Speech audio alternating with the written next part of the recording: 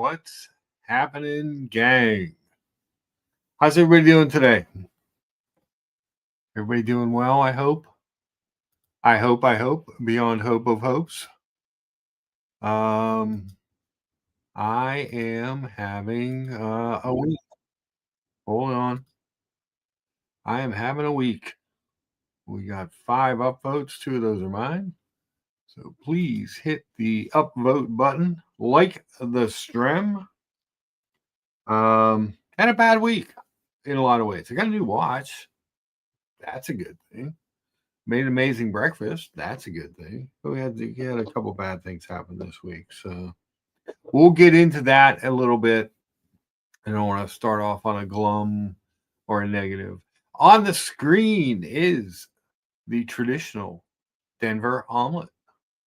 So omelets are, depending on where you're at, they can be a little bit different. So an American omelet is a little more cooked, a little more rugged than a French omelet. French omelet is silky smooth. It's about rolling and buttering, and there's a lot more technique involved in a French omelet. I will attempt to make one of those for you for next week's breakfast.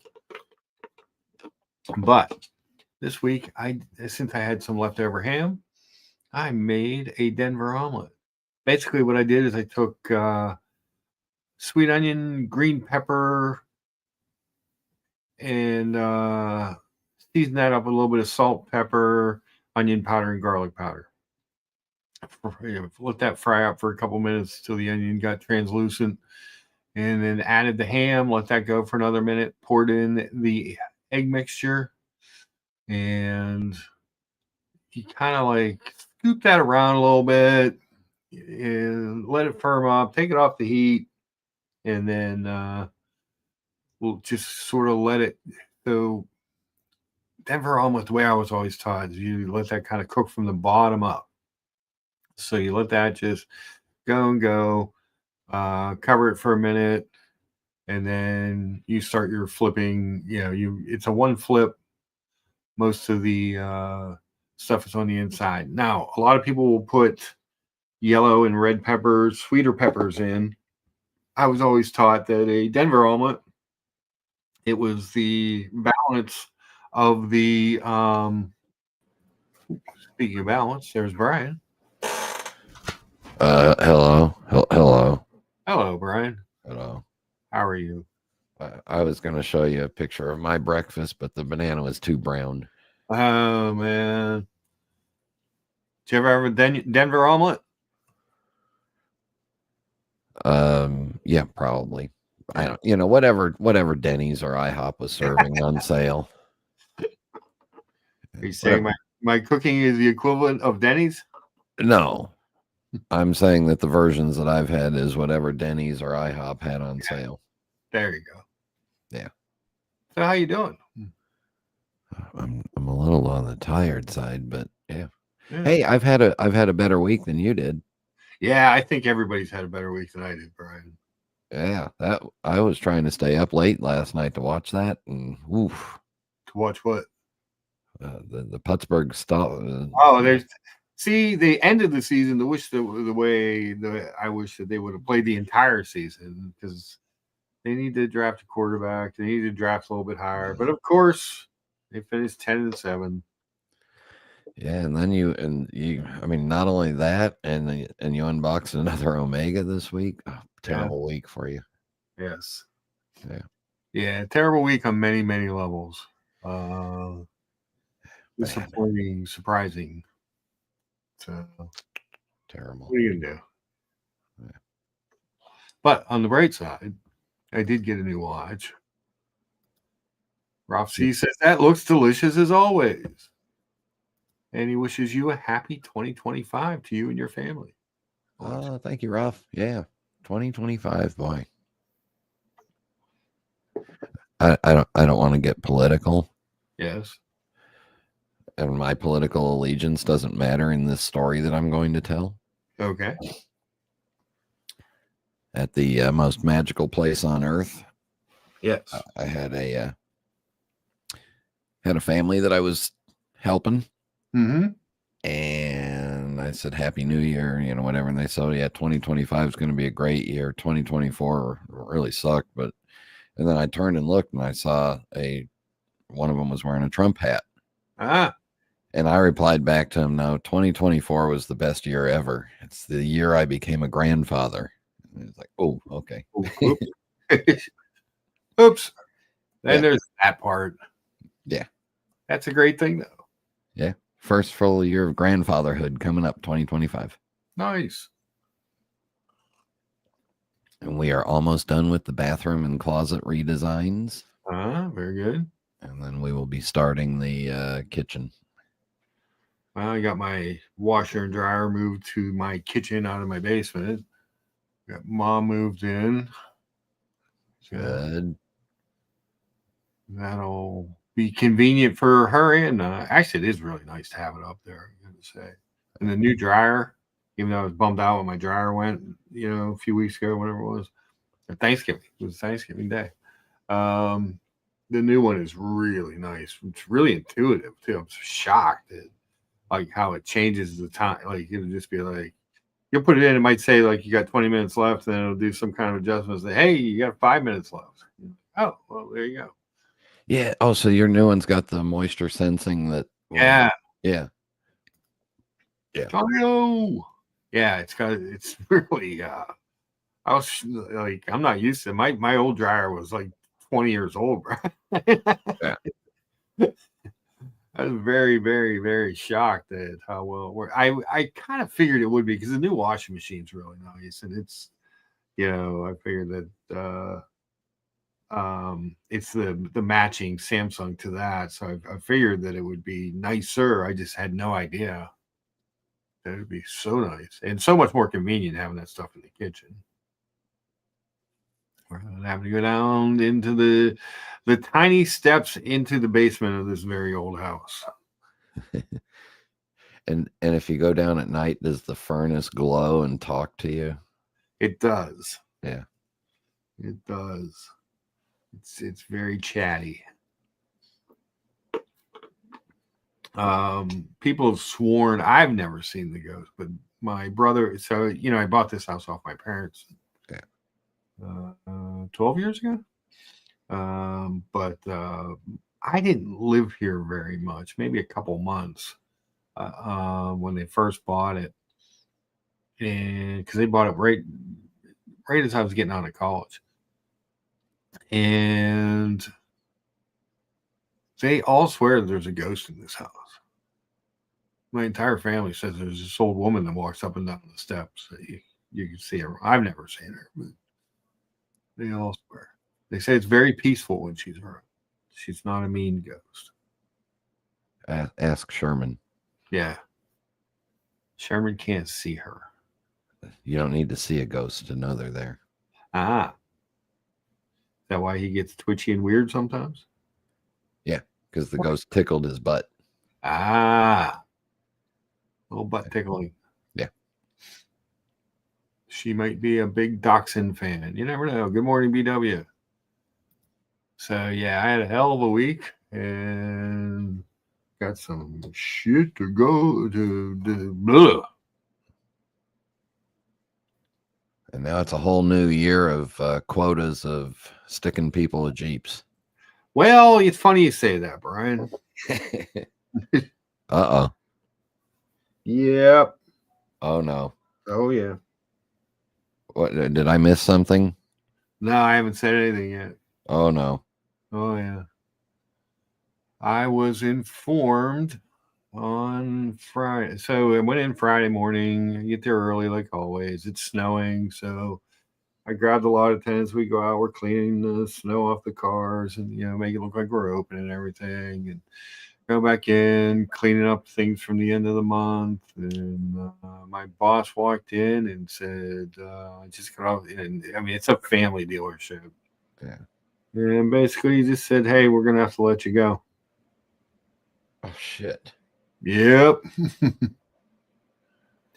I said, what's going on? He's like, it's not busy enough, which it isn't. We talked about that on here. I mean, Stellantis is stuck, and we haven't been busy the last 4 months, but they're internalizing, gonna go with the yeah, I'm not related.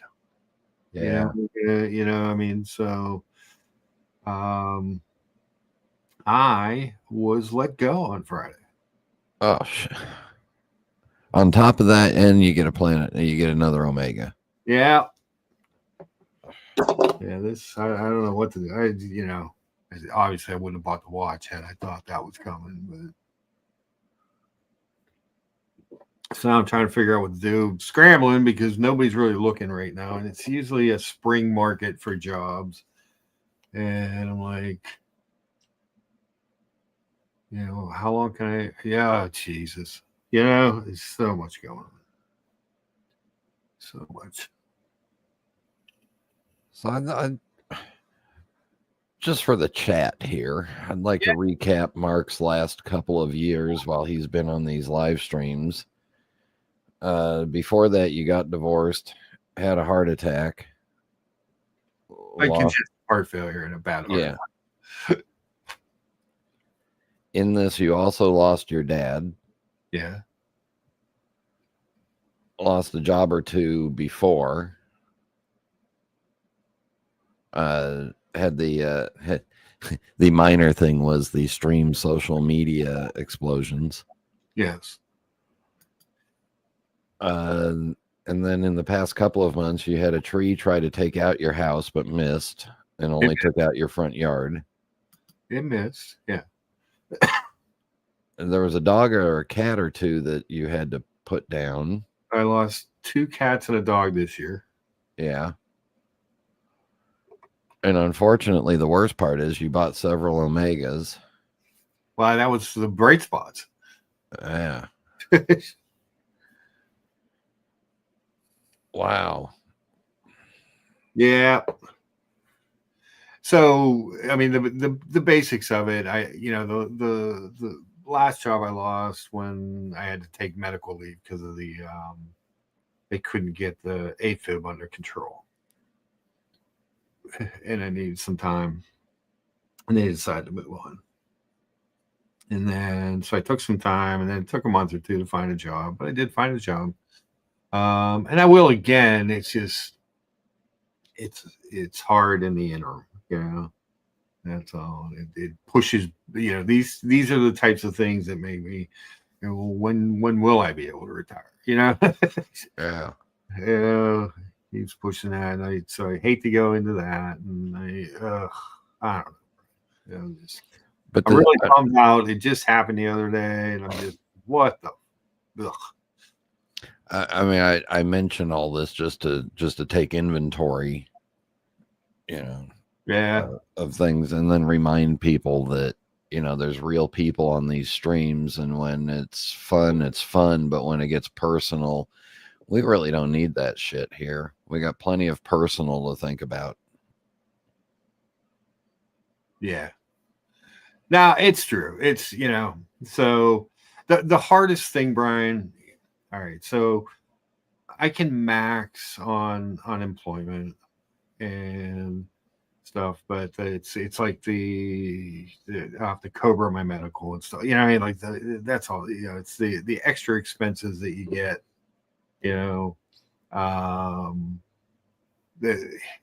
It's just ridiculous. Yeah.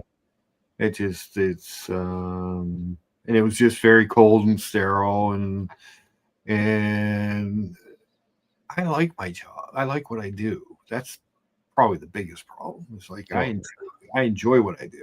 Yeah, that's your sickness right there. You like selling Jeeps. Yeah, I like selling cars. I like selling stuff. I like interacting. I like my life here has become very cluttered and hectic, and a lot more to do with Mom. You know what I mean? Because I'm constantly cleaning and doing dishes and doing stuff because she just makes a mess. It's fine. It is what it is. But so I have so much of that going on, so the getaway to work was just that. It was kind of a getaway too. But and the people, I mean, 3 people came up and gave me big hugs and thanked me for helping them become better sales. It was nice. That part was nice. The people Yeah. appreciated what I did for them and the help that I gave them. But in general, it's been tough sledding with the Stellantis group, with the Chrysler, Dodge, Jeep, and Rams, and I kind of maybe thought in the spring, if things didn't turn around with this new CEO, that maybe they might have to do something. I didn't expect it January, but I should have known. A couple weeks ago, I covered my boss, and he's married. His wife is a part-time sales manager because they have a almost 2-year-old, and they went to Disney for a week. So I worked that. Anytime that's the part that sucks is I covered their vacation, I covered the finance manager's vacation, I think I covered something else. Where I was working 6-day weeks to help everybody out, but man. But Yeah. Muhammad Ali's in the house. He says, "Chin up, Mark. Brian is the best. Have a great show." Thanks, Muhammad Ali. Well, super chats are always welcome, especially now. I don't need to make a living doing this like some people, but you guys give me a few $100 a month, I'd be happy. Help cover some of my Cobra payments. There you go. How about that, Brian? Yeah. Yeah. All right. Yeah. It was crushing. It was crushing to hear. It was crushing. It was just like, fuck. And then cleaning out my office and it's just, it'd been I liked my office. I liked the dealership. I liked the people I worked with. So to have it just happen like that so fast, it was just, yeah. It's just hard. And when you get into your 50s, it's harder to find these jobs, because everybody's, they're younger and and they're most of a lot of family and friends there. So Walt Disney World's hiring for bus drivers. there you go. I'll come drive the bus. Rolf says, that sucks. No worries, Lucha. You're a great salesman with a lot of experience. So take your time and everything comes well. Yeah, everything. It will work itself out. It's just what I'm looking at is the timing of it. So, like I said, people coming out of winter will want to make changes. That's just the way the business is. So I've got a couple bad months coming. John Galt says send money now. Oh shit. Mark's 24-hour live streaming. Well, on the bonus side, if you guys want a couple extra live streams here during the week, I could probably facilitate a couple of those. I don't want to do it every day like I was last time, but because I do need to get out in the shop for a job. I did, however, when I was on the old Indeed, there was an ad for the new Watches of Switzerland store, Brian. Ooh. So I threw my resume over to them. And the other thing that sucks is this happened on Friday. So, it was Friday at noon. I was just about to go heat up my lunch when this happened. And I go, so it's hard. There's not a lot of places to, it's Friday. You know what I mean? You're like stuck. There's not a lot to do. So I did some online stuff. I reached out to a bunch of people that I know in the business and just said, hey, nuts, I understand you probably don't have anything right now, but if something does come up or if you know something, and there's fortunately, there's a lot of people in the world that like me. So they're like, oh, we'll definitely, blah, blah, blah. And especially now that it's been well over a year since I've had any heart incidents. Nobody's worried about that, Yeah. It's it is what it is. It's just like fuck right now, you know. Like I said, I probably wouldn't have bought the last two watches had somebody said, "Hey, this is what's coming," you know. But what are you gonna do? Ralph, thank you so much for the $24 Euro super chat. He says, "You're a good person, Lucha. May God bless you. Hard times are temporary." Yes. One of the things I did do, I went over to, and Brian, you'll love this, being a good Catholic that you are. Oh, Yeah. wait. I ran over to confession Friday evening, and you know, that always makes me feel a little better, gives me a little peace, and hadn't been since who's a jigger? The excuse me, Easter, since Lent.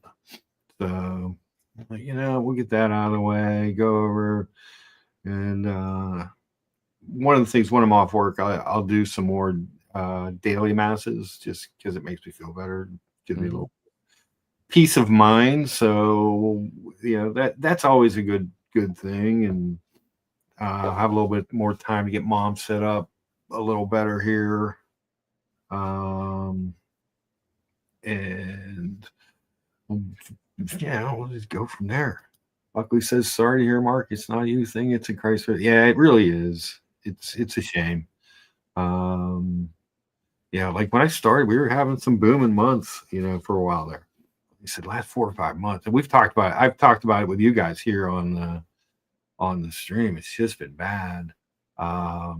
There haven't been a lot of programs. There hasn't been a lot of.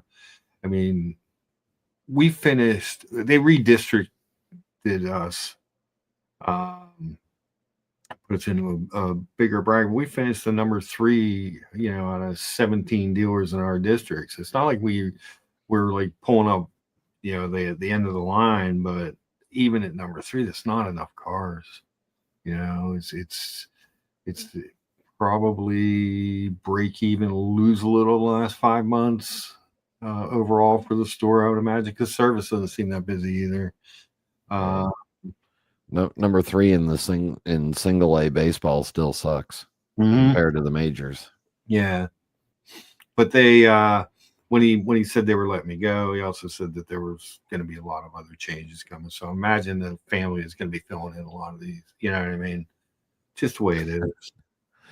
So in my world, the other part of my world, I've been dealing with some fallout from a company that was mismanaged by the next generation for 2 years and then put up for sale and sold. Oh, yes, Bruce, it is the creamsicle. Yeah, it's hard. It's hard. Oh, Kesselwitz, I lost my job. I was let go on Friday. You didn't lose it; it was taken from you by some feckless nephew or something. Nah, I don't. Okay, so here's the thing: the computer monitor, the keyboard, the mouse, and everything I had bought because there was just crappy stuff in there when I got there. And I asked him, I was like, "Do you guys want this stuff?" And he's like, "Nah, whatever's yours, just take." And I was like, that's interesting. So the GM is the son, and I have a feeling that between him and his wife, who's the part-time sales manager, they're just going to divvy that stuff up between the two. They'll absorb the position. Yeah, and it's just a profit by loss. He's just cut. Yeah, and because he does deals too, she does deals too. So the reality is at the numbers we were doing, did they really need me? No. That's what it says. I went to a dealership a few days ago. Salesman told me December was their worst month in years. He said all his dealer friends have been dead. Yeah, it was dead. It's been dead. Yeah, we've been talking about it. You guys know when I come on here, I'll be like, hey, we had a couple good days, or every once in a while, but not like a lot like when I first started there. That's it was hard. But it just means these next couple months are gonna suck. You know what I mean? Ron Galt says he'd rather have an Omega than a Jeep anyway. I'm going to shock the world and say I agree with that. Yeah. So then there's that. Let's lay marks off to new beginnings. Yeah, it like I said, the worst part is the reality that I know, being been in this business for as long as I have, 30 years in a business, you get an idea of the trends and the cycles and the stuff, and it's usually spring when people are looking for people. When they're like, all right, coming off a winter, all right, time to make a move, blah blah blah blah. So I've got probably 1, 2, 3 months of hanging out and trying to figure some shit out. I'm just throwing this out there for you, and I know it's not realistic, but down here in Florida, this is the high season now. Yeah, things die during the summer. It's true, but I've got mom here. Yeah, that's the problem. And she's not moving. You know what I mean? She's her family. Her other 2 sons aside from me are here. Her nieces and nephews, and so she's not going anywhere. Buckley says, Mark, thankfully you're not superstitious like me. I'd sell that watch immediately. Bad juju. It crossed my mind, Buckley. It has crossed my mind. I'm like, was this a bad juju watch? Really, you might be in the return. You're still in the return time with because you bought that from 1916, right? Yeah. Well, technically, you traded. No, I bought it. It's been over 7 days. I bought it. It was Friday night, Saturday morning when they finally got back to me. But I think it should. Your return time should be from the date of delivery. Okay, I could check that too. It's just like, what the fuck? I just got this thing. I like it. Do I want to get rid of it? Is it bad juju? Is Buckley right? He could be. But it was just like, it was like a gut punch, Brian. I've been like just sad for a couple of days. And it's sad because it's just, I'm a worker bee kind of person. I like to get up and go to work. I enjoy what I do. I enjoy the interactions. I like having that sense of purpose. That was one of those reasons I did all those live streams for Tim, was it just gave me something to wake up and do every morning while I, for a little bit wasn't allowed to go back to work. And then, when I was, looking for a job, but it gave me that at least some sort of weird sense of purpose. I didn't get paid for it. Or anything. It was just, something to do every day. And that's just because that's kind of the person I am. Listen, I'm not going over to Walt Disney World because I need the money. Yeah. It's $19 an hour. I'm not there for the money. I'm there for the interaction, the activity, the contact. Mm-hmm. Yeah. The scheduling that makes me get up and do stuff. Yeah. I have a great ability to sit on my ass. if allowed to do so, I could too. But you know what I mean? Like, I like that kind of sense of purpose, that comes from getting up and going to do something. Yeah. I'm curious. I have no idea about, like I said, I applied the Wash to Switzerland thing was on there. So I threw an application there yesterday morning, and I was just like, I wonder, I don't even know if you can make money doing that. You know what I mean? It would be fun, but I don't know. Well, and here's the thing that that I think of, especially for my daughter, which you're in the same spot, is it may not always be the best paying job, but if the benefits package is healthy, that really helps. That really helps. Exactly. And with them being a European-based company, their benefits package should be better than most US-based companies. Yeah. Muhammad Ali, thank you so much for the 50 pounds. Wow. Thank you so much. He says, beautiful watch, Mark. Don't worry. January can be a brutal month. Hang in there. Spring is on its way. Also, maybe a Royal Oak or an Aquanaut then. Yeah, exactly. Oh, shit. Horology Dungeon is always hiring new talent for live streams. Perfect. Buckley says, Mark, I'm sure you know down market equals value reliability buys. Toyota, Lexus, Kia, Hyundai. If it makes you feel any better, I know a bunch of American brand sales guys that have been fired recently. Yeah, there's a ton. There's a ton of change and rollover. And, one of the benefits that I have is that, I have been doing this a long time. So, the actual selling part, I know a lot of these new guys that came in at COVID or right before COVID or during COVID, you need to teach them to sell. They don't know what it's like not to just have people come in and say, I'll take it because it's there. And I'm sure there's a lot of that in the watch world too.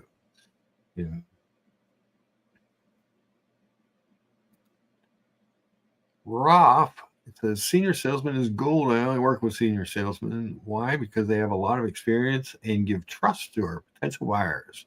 Trust me, this is the beginning of your former dealership. Yes, it is. Beginning of the end for your former dealership. Well, I don't wish bad on them.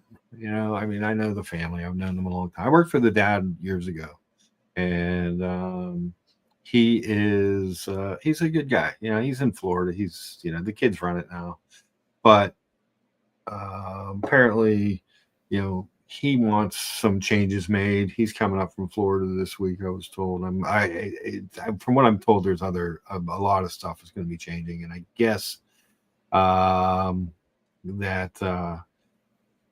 there's going to be other people, but like I said, the first obvious one is you've got two other people that can do my job.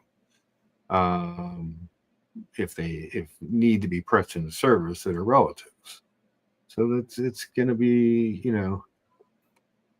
part of what happens, but they're good people. I don't wish them any ill will.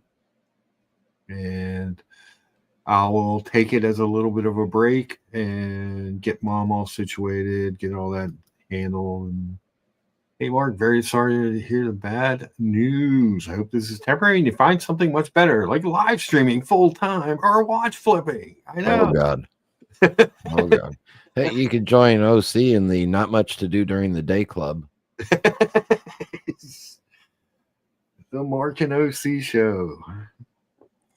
We'll teach investment watch flipping. That would be it. It would be Marcock. Marcock. You just don't say it really slow. So you gotta say it Marcock. Don't say it slow. Sounds much worse that way.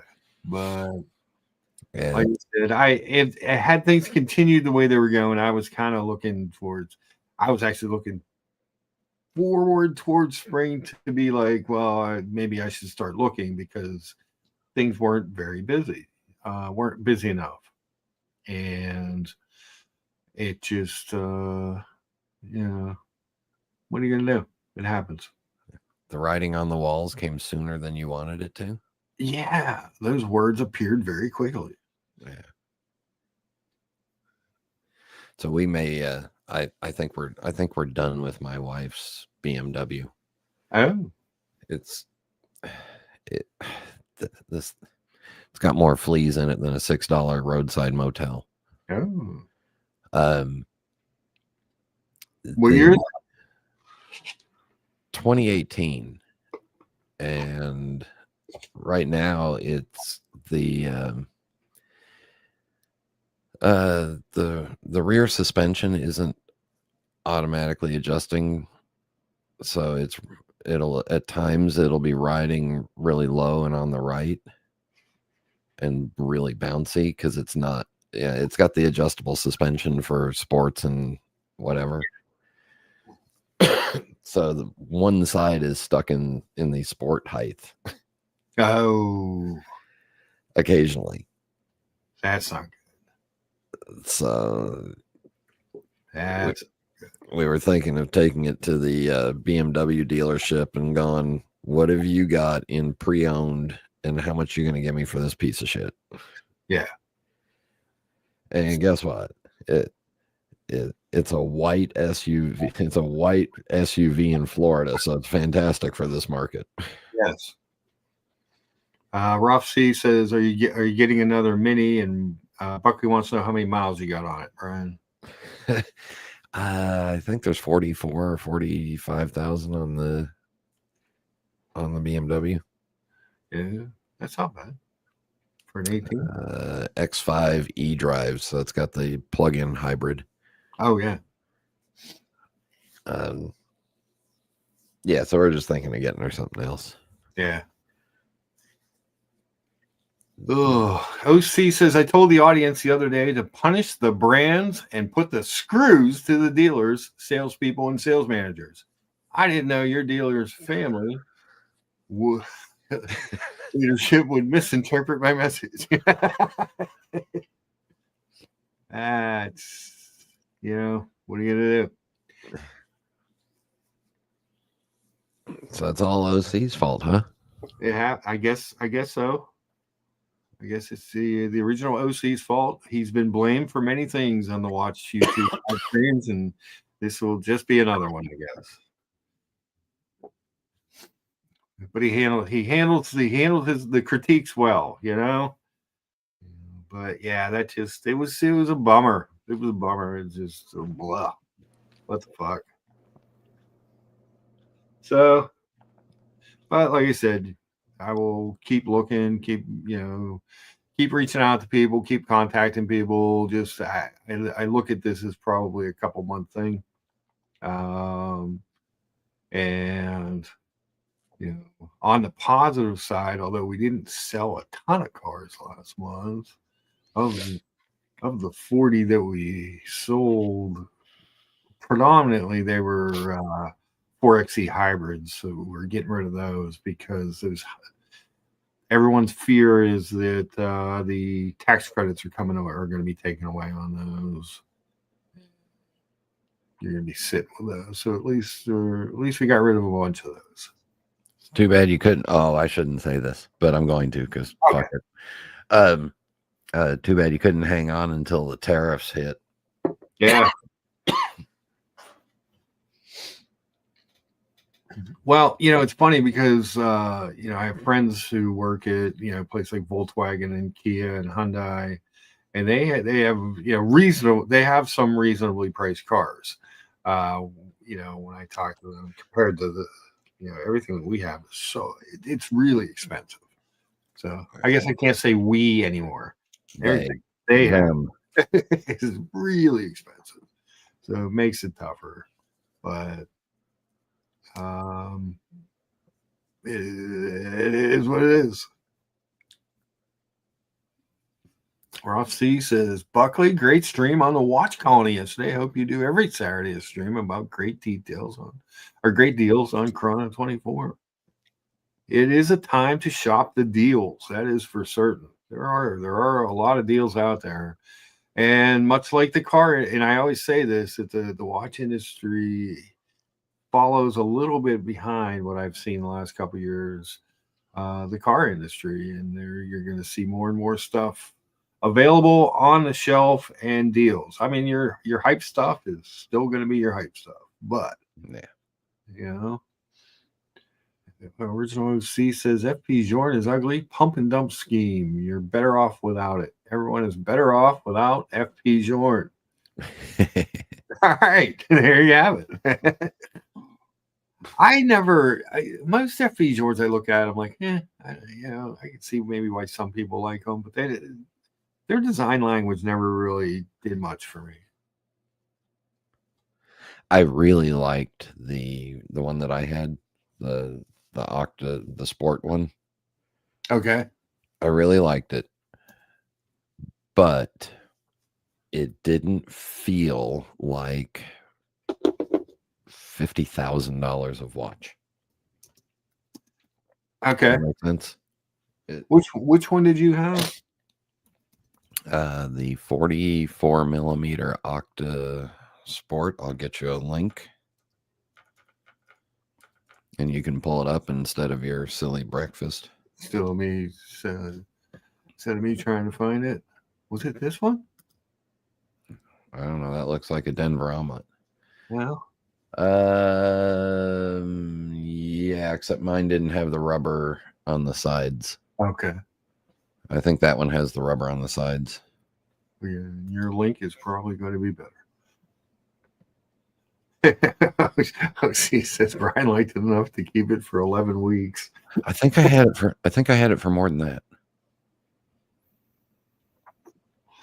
All right, here's a. Is that the same? No, different link, or different listing. This is the exact model that I had. All right, let me pull this one up. Come on, computer.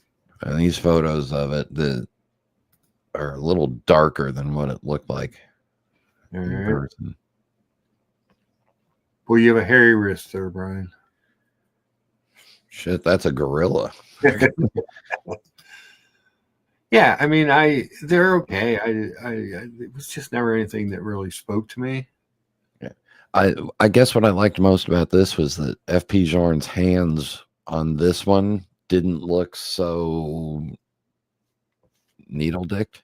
Okay. And it had enough interesting colors to it, but it just didn't feel like what it was. Buckley says, Brian, does anything really feel like 50K? Honestly, the closest we could get is full gold. I'll tell you, every time I reach down between my legs and get a tickle, it feels like 50K. See, I won't sleep. like you were sleeping well the last couple of days, and you're going to blame it on me now. Thanks. Now I have another reason not to sleep. How's that? Boston Collector in the chat says, "Get rid of your Rolex. The dump is coming." It could be. It could be. Yeah, we're all moving on to Omega. Yes. Why not? Omega. But Bjorn was, I don't know. I mean, I appreciate that. I actually like the movement when I see the movement on one of their watches better than the front. Yeah, look at the movement on that one. Yeah. There should be a movement shot on there. Yeah. Yep, there it is. Yeah. I mean, it was really comfortable. Mm-hmm. You know, there's times that I do miss it, but then I look at the Nautilus and I go, that feels like 100K, baby. Ooh. Again, less sleep. Buckley says, Boston, you meant to replace the word Rolex with watches. It's all fucked. It is. It truly is. We'd like to welcome you to the Sunday morning doom and gloom. Doom and gloom? Sure. I was going to get gloomy later, but you brought up that I was selling Jeeves. I'm like, well, probably shouldn't perpetuate that lie anymore. You know? Yeah. Well, at least you don't have to look people in the eye anymore and then see them in the service bay 3 weeks later because the thing blew up or is leaking. Heck, there was a lady in Friday morning that had picked up her car Wednesday or Thursday afternoon. Thursday afternoon. You know, we may actually look into a Subaru for my wife. Subarus, that was I spent 5 years with Subaru. Subaru makes really nice cars. They're not the best fit and finish. They're not luxury. They're not really luxurious. Even their stuff that should be quote unquote the high end stuff isn't super luxurious, but they're reliable as shit. Yeah. Yeah, and we don't need, when we moved down here, that ended all of our really long road trips. Yeah. Because I'm not driving to, I'm not driving any distances unless it's, so you give me a car that I can drive in for 8-10 hours, then hit a hotel for the night. Mm-hmm. I'm fine. Yeah. That's all I need. It's true. We got 29 people watching, but only 17 upvotes. That's just depressing because 2 of those are mine. Oh shit, I forgot. Okay, there you go. You got one more. I had to change the name of the Jeep of Pittsburgh YouTube page that I had set up, so we make some changes to that as well. Don't need to spruik them. Nah. Cheap Chinese HoloLink steel bracelets fixed by pins and sleeves oozes that $100,000 feeling. Yes, it does. Well, there you have it. Boston Collector says Buckley Rolex has been hanging on with way too many watches in the market. The lower end is most vulnerable for the same reason Jeep is seeing the pain. High end is more resistant. Yeah, hype, and it's a lot of it's hype. You know, hype will always stay where it is. But your lower end stuff, you're going to find a lot. I think you're going to find deals on Rolexes, obviously Omegas, that kind of stuff. I don't even know. I look at, I like IWC, but I look at their pricing. Sometimes I'm like, I don't even know how they stay in business. Same thing with JLC. I'm like, yeah, I mean, those watches just aren't worth that kind of money, especially in this new market. And that's one of the things the car dealers did. They raised all their prices. Now they're all coming back down because I talked for months on this show about how things were re-invoiced and repriced lower because they made a mistake. They thought that they could capitalize on the profits that the dealers were making during COVID, but they were late to the party and they just ended up with gluts of inventory sitting on the ground. I had a girl in the other day. She was trying to compare us to a Jeep dealer in Harrisburg, that's way. And she was showing me, so we pulled up their website. They had 100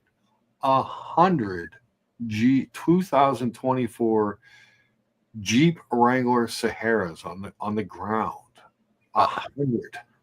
Jesus. I mean, that's crazy. And they had all kinds of crazy, a lot of it misleading ads on their website, but they were doing whatever they could to try and get rid of them. Buckley says, Boston, no matter your argument, watches are moving down, journeys are done. It's over, man. Show me the math that proves otherwise. And here comes Boston Collector with a reply. They're going blow for blow on this Sunday morning. Watches are not moving down. You just make blanket statements. Buying a mass-produced watch at $10K, making profit is over. Truly rare stuff is still 2 to 4 times, but that stuff is over $50K. Yeah. I mean, there's what you're going to find is it's going to correct itself back to, very similar to what it was pre-spike. And that's okay. It's probably the way it should be, and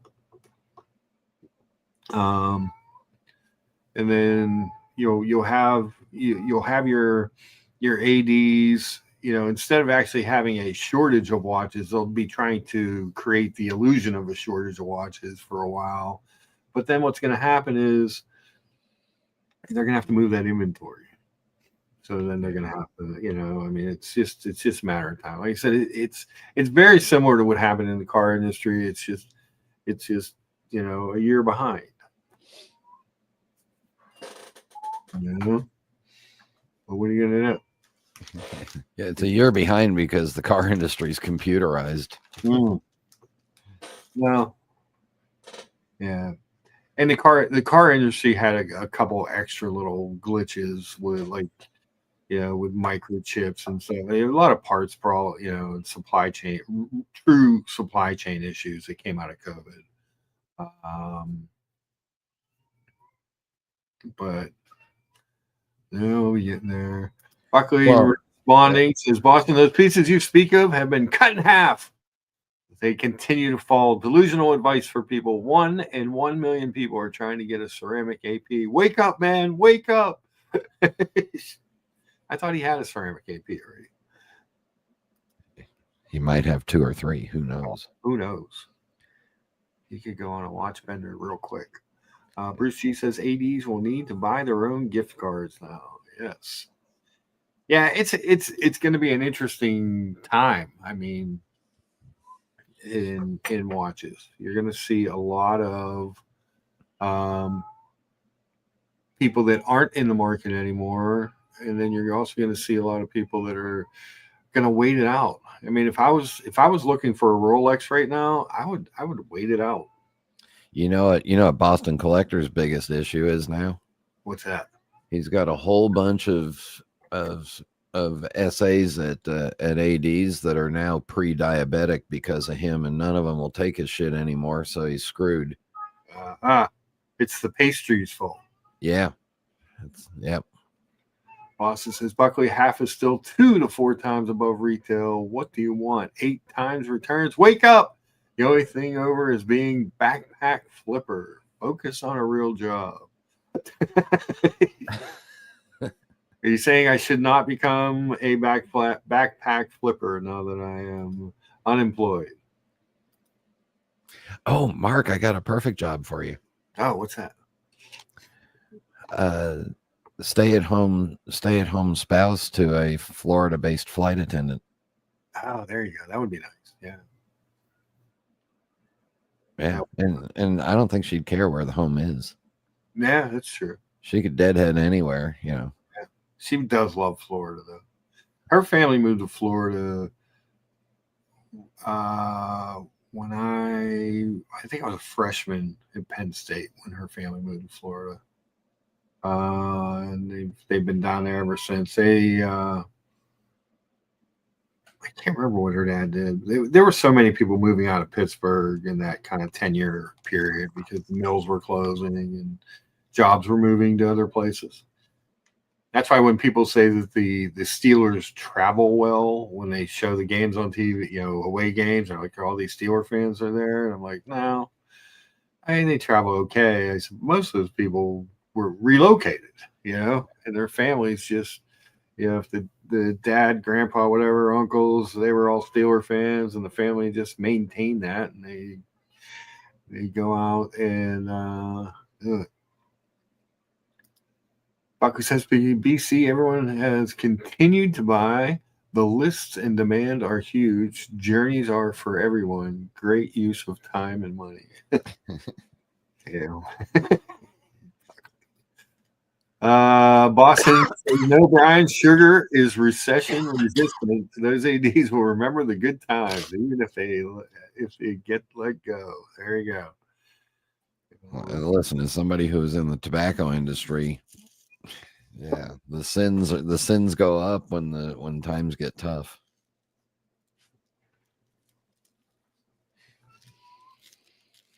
Let's see. We have a prostitution analogy from Buckley saying prostitution is safe in liquor stores. Prostitution is above retail right now. Ask Dino Eddie. Oh, man. John Galt says, Mark, what would you treasure more, a Rolex Daytona or a Super Bowl win for the Steelers? Wow.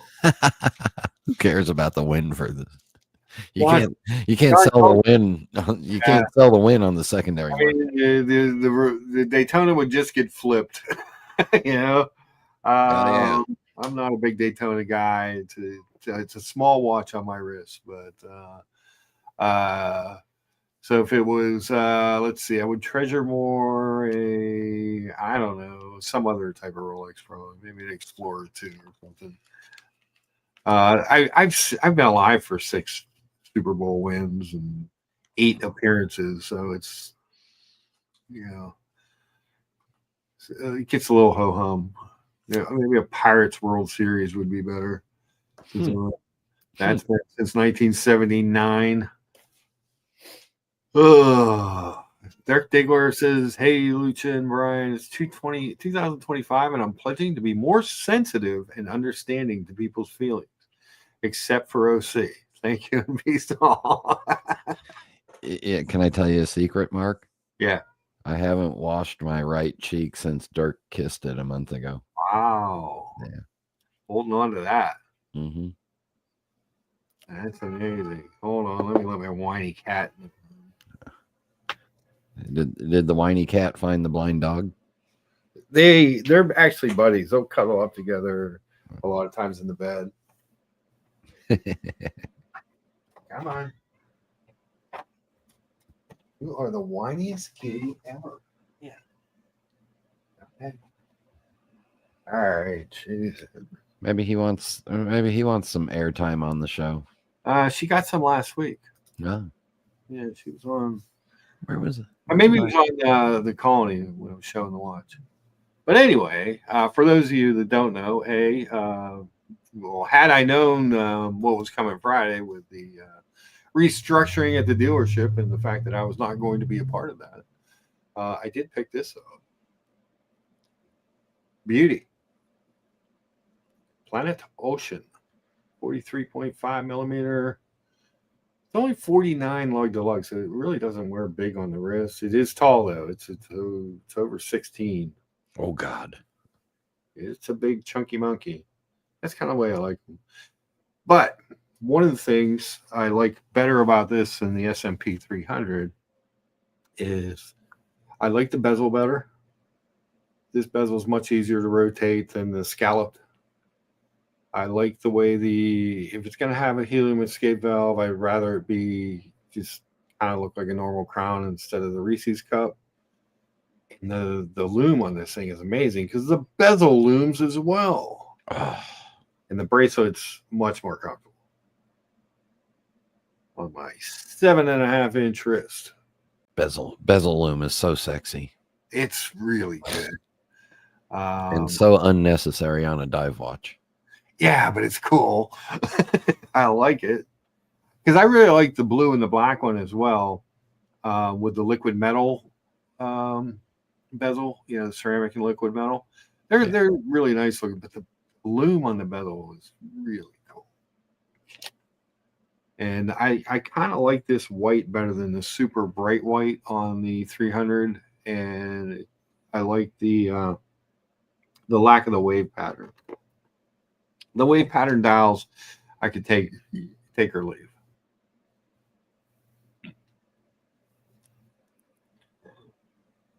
But even at 43 and a half, 43 and a half, it's still the second smallest watch I own. Because this is bigger. So what do you got now? You got the creamsicle, you got the Speedmaster with the automatic and the date, which I love that movement and configuration. I'd hate the brand name on there. What else you got? Well, I got some shitters, some G-Shocks, and I got the Longines VHP. Okay. I don't have. Yeah, I was downsizing and stuff. Yeah. I just really wanted watches I was going to wear. Yeah. You know.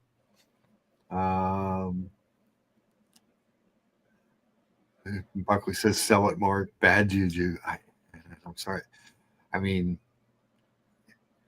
you're not lying there, Buckley. It's really crossed my mind. I'm like, Buckley Mark is Catholic. Juju doesn't affect him. No, I'm Catholic. Juju really affects him. Yeah. We're super weird. You just pray to one. That's all. There you go. John Galt says Mark likes his watches like he likes his women. Thick, shiny, and COSC certified. Metos certified. I like a Metos certified. I like a master car. Yeah, because when you're timing a Denver omelet, you need to make sure that you're dead on accurate. Absolutely. The Denver omelet was delicious, though, Brian. But it's a cool watch. You know, all things being equal, if you're going to have a bad juju watch, second to Buckley's chocolate Day-Date that was bad juju, this is not bad deal. It's cool. It's just a cool piece. Buckley said, okay, put holy water on it. That's good because it's water resistant to 600 meters of holy water. Exactly. Is definitely resistant to the holy water. Yeah, I don't know if being water resistant means it's holy water resistant as well. I'm not sure. I'll have to look into that. But yeah, the thought has crossed my mind. I'm like, oh, fuck. Yeah, bad juju. Let's see what's going on, but that was not good. But yeah, I'm just like in a little bit of a funk over the job thing, but it'll get over. Any other watches you're looking at, Brian? Anything in the chat? Can we talk about something happy? Yeah. All right. So I'll tell you, I had a revelation similar to you. Okay. Because I was looking at some day dates and stuff like that. Yeah. And I'm looking now because, you know, I plan on stepping on the neck of the secondary dealer that needs to sell after Christmas, and has had pieces for, just climb on their head, stand on their neck, squeeze them as hard as possible. Makes sense. And then flip the watch when I'm bored with it. But I was looking at watches and I'm going, all right, I allow myself X amount of value in watches. It's a percentage of our savings, blah, blah, blah. It's a calculation. I'm looking at it going, all right, I got this amount to buy. But if I bought a day date, the one that I really like, the white gold 40 millimeter day date meteorite dial with baguettes. Yeah. I can get one for 55, 60,000. I'm going to be able to wear that maybe twice a month, because you can't really wear that when you're just going to, you're going to the Chick-fil-A drive-through. Who the hell cares? Yeah, it's true. It's a beautiful watch. So here, we'll pull one up. Yeah. I don't have the lifestyle. There it is. Yeah. I don't have the lifestyle that says that I can wear that. Fair. And maybe, all right, 3 or 4 evenings a month I could wear it, and maybe one full day. Do I want to put that much money into a watch that I can't wear all that much time? It's fair. And my answer to myself was, of course. No, you can't, dumbass. So look for things that you can wear more often, more frequently, maybe 2 or 3 pieces, same price range total. Yeah. Yes, I know my collection may get a little wider, but that's okay. I've got 12 slots in the watch box, and fair. Get over it. So I'm looking at stuff that, that's kind of I want one watch that's kind of flashy, douchey. Yeah. And I think I've narrowed it down to one, and I've got to start negotiations again tomorrow. And then one other one that's kind of interesting I'm not talking about because I don't want any of you douchebags jumping all over it and buying it. Yeah. But it'll be a thing where I'm gonna see if I can. When will your new Hublot be in? Shut up. This stream has now gone private, members only. I don't have memberships. Memberships are being announced tomorrow. Old Milk says that Omega is from Geneva, the land of Calvin. Your Catholic idolatry will do nothing to it. See, the holy water will not affect a watch from Geneva, Brian.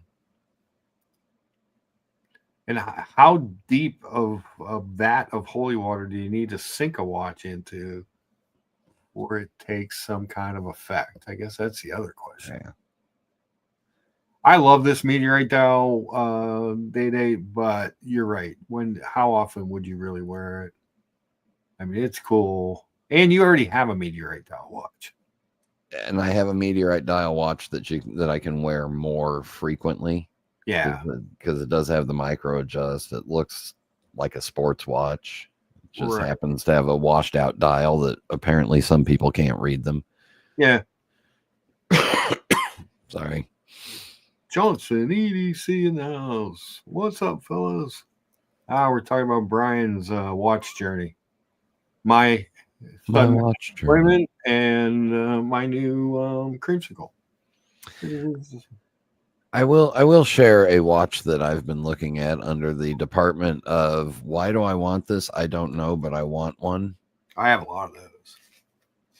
What are you gonna put it in private chat or? Yeah, I'm pulling up the link to the. I'm actually going to show the exact one that I may buy. Oh, so maybe someone else steps in front and buys it. And I'm kind of hoping someone else steps in front and buys it, so that way it relieves the pressure from my brain of wanting this one exactly, because this is the best price I've seen on it. So there you go. It's in the private chat. Huh? An aqua timer? No, it's not an aqua timer with 5 pushers and 3 crowns. We looked at these last 2 weeks ago. 2 weeks. Yeah, somebody was on here spruiking one and got me down this damn rabbit hole again, and I'd forgotten about these. Oh yeah, these are cool. It's a mono pusher chronograph date. Weird watch. Big for me. Yeah. Big for cool me. looking, it is kind of cool looking. Yeah. And it's a manual. This version's a hand job. It's a manual wind. Ooh. There's automatic versions, but I like this one with the open date wheel in the middle. I like this better than the other versions that have the dual time function, which is weird for me. Mm-hmm. Yeah. I'm sick. I'm sorry. $4,300. It seems like a lot of watch for $4,300. It's a Minerva based movement that's a manual wind mono pusher 30-minute chronograph, so it's only useful to for timing 30 minutes. Monorail rides. Yeah, that would cover it. Yeah. In fact, John Galt says that watch screams Disney bus driver. And MTA reminds everyone to upvote the stream. These guys, you guys are way too kind to me. Here, wait a second, Mark. Wait. Before you read that, let me do this. Okay. Let's get ready to upvote.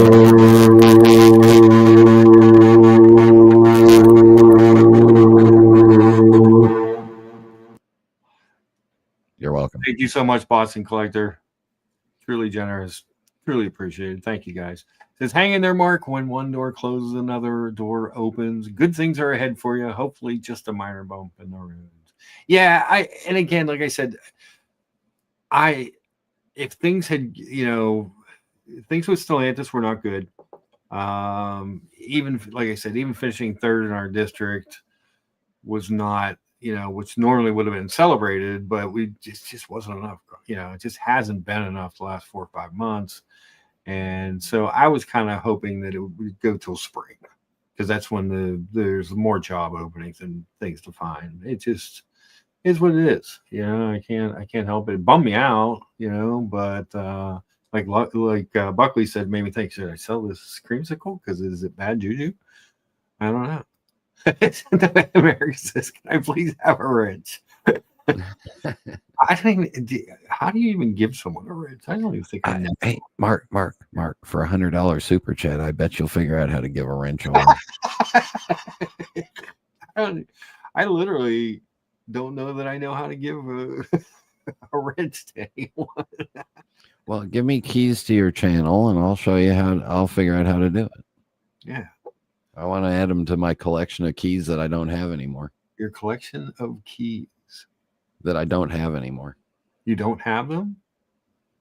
Wow. I have wrenches, and I have a set of keys. I have keys to the Tea and Tickers channel. I'm the only other one that still has them. Johnson says he's been thinking about adding a date just with the sub and being done. with buying watches. I feel like there isn't anything I can't do with those two pieces. That's a great two-piece collection. Yeah. It's hard to beat a Datejust and a sub as a two-piece watch collection. I mean, it's not quite a super racing and a creamsicle collection, but No, it's better.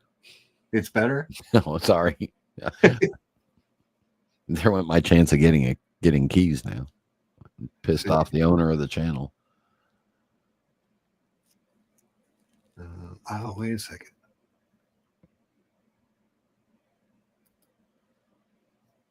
Hold on.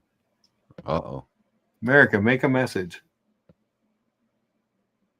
You can scroll back up to his previous message.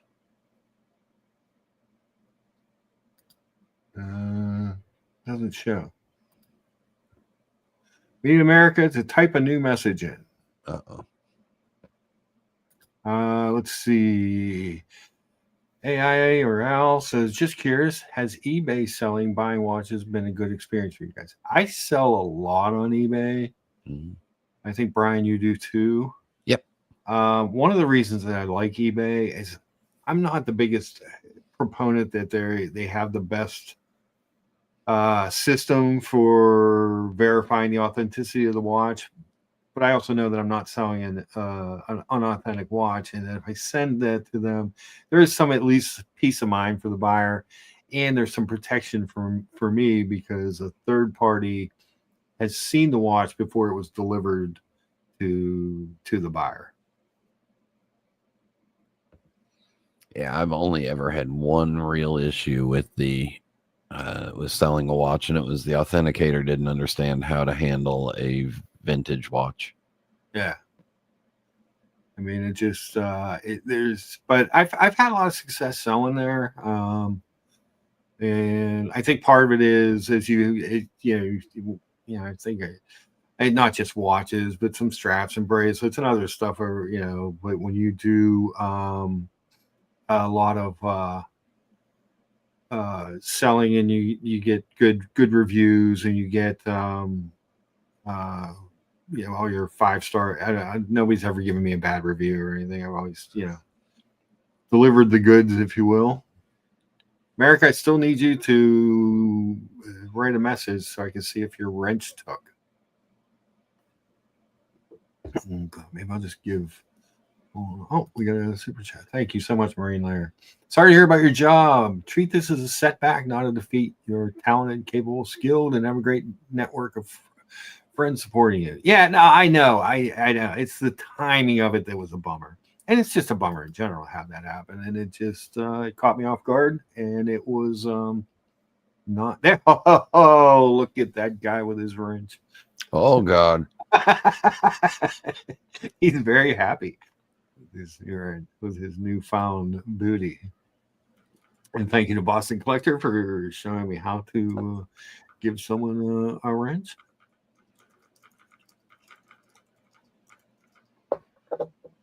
What is Boston Collector? Is that a bird? Bird is the word.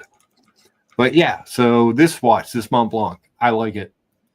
I think it's kind of cool looking for what for $4,000. Somebody's buying. It's got a cool case size. It's big. It's 15 millimeters thick. It's like a 44 with some like 51 millimeter lug lengths. It's big, but it would be it'd be a fun, interesting watch for me to wear occasionally. Yeah. And honestly, at the price, I mean, it's really nice. Yeah, look at the movements. Decent quality for that. I think this was like a $10,000-$11,000 retail 10 years ago. Okay. Yeah, it's a cool watch.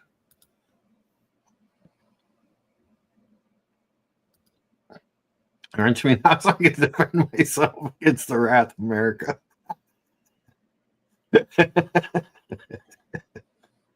Boston Collector says no one is safe.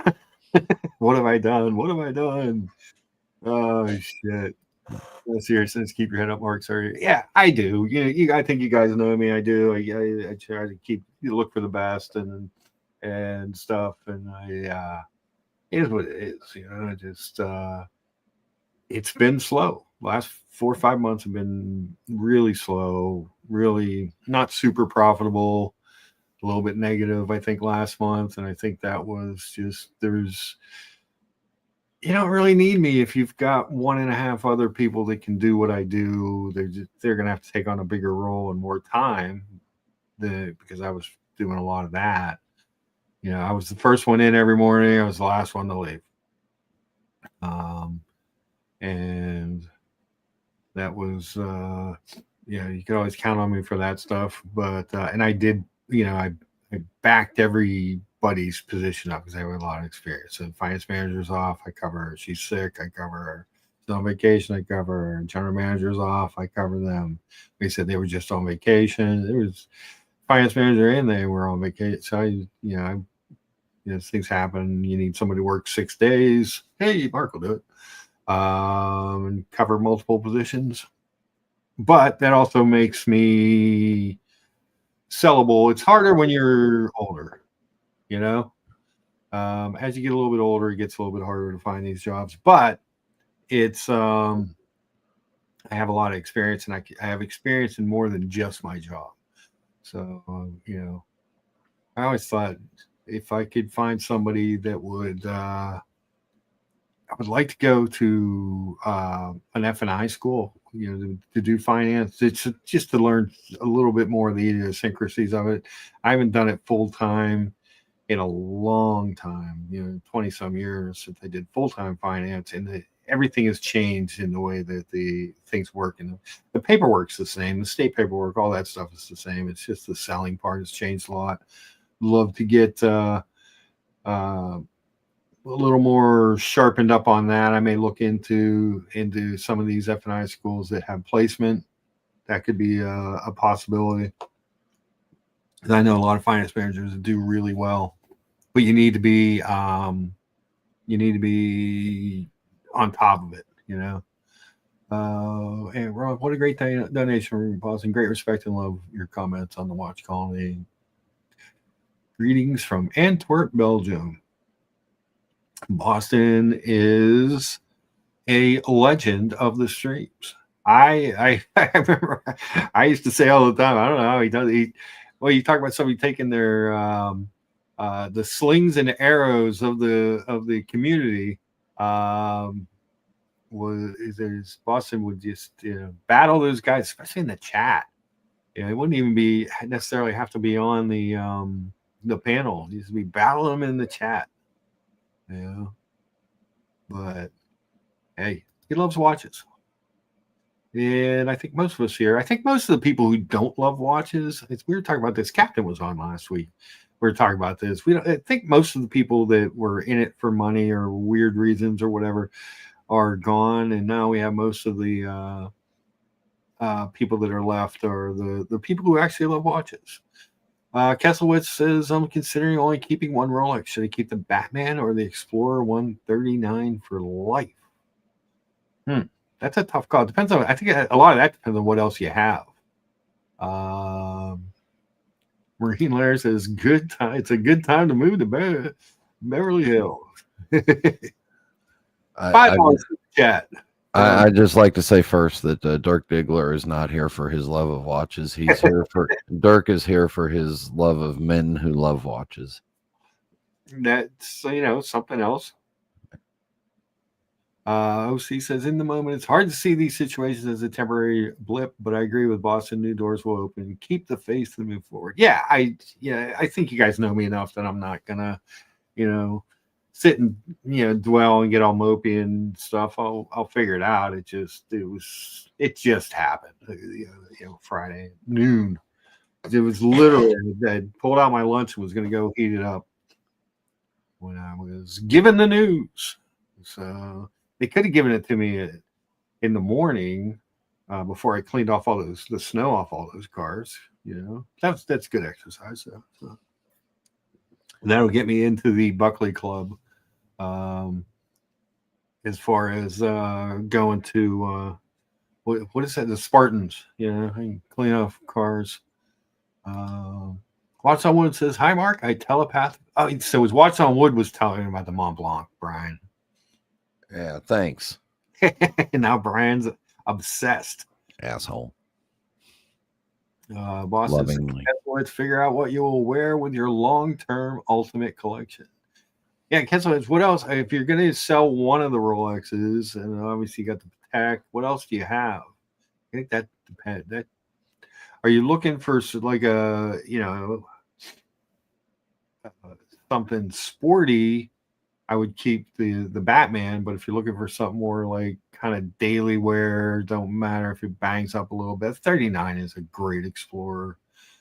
Yeah, it's a good size. 39 Explorer, new Air King. Yeah, with crown guards. It's is the 30. I like the 39. I think it wears a tad bit bigger than the new 40. I don't know why, but it just feels like it does. George Farhees. Oh, geez, you guys are. Mark says, "Hard to hear about your job. I'm confident you will soon bounce back on to bigger and better things. Wishing you and yours a better 2025. Sorry about those Steelers. $50 super chat. George, thank you so much. It's so kind. So yeah, the Steelers, I wanted them to have a horrible season. But they started off so I think at one point they were what did they lost? 4 or 5 in a row. Were they 10-3 and now they're 10-7? Is that what it is? It's just this is what I wanted all year. I wanted a better draft period. I wanted better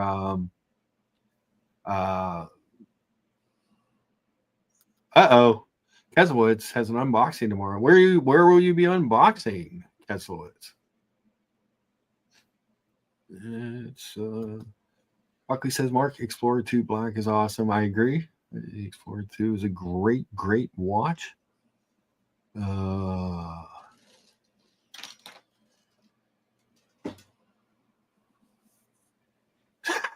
no. Thomas Burnett, the nicest man in the universe, says, "What a sad day for the Lucha channel. You were the boss, Mark. There was zero need for anyone to have a wrench. Nothing against America. It has a different vibe now. Hope your work gets sorted, Mark. There's only one wrench. I don't get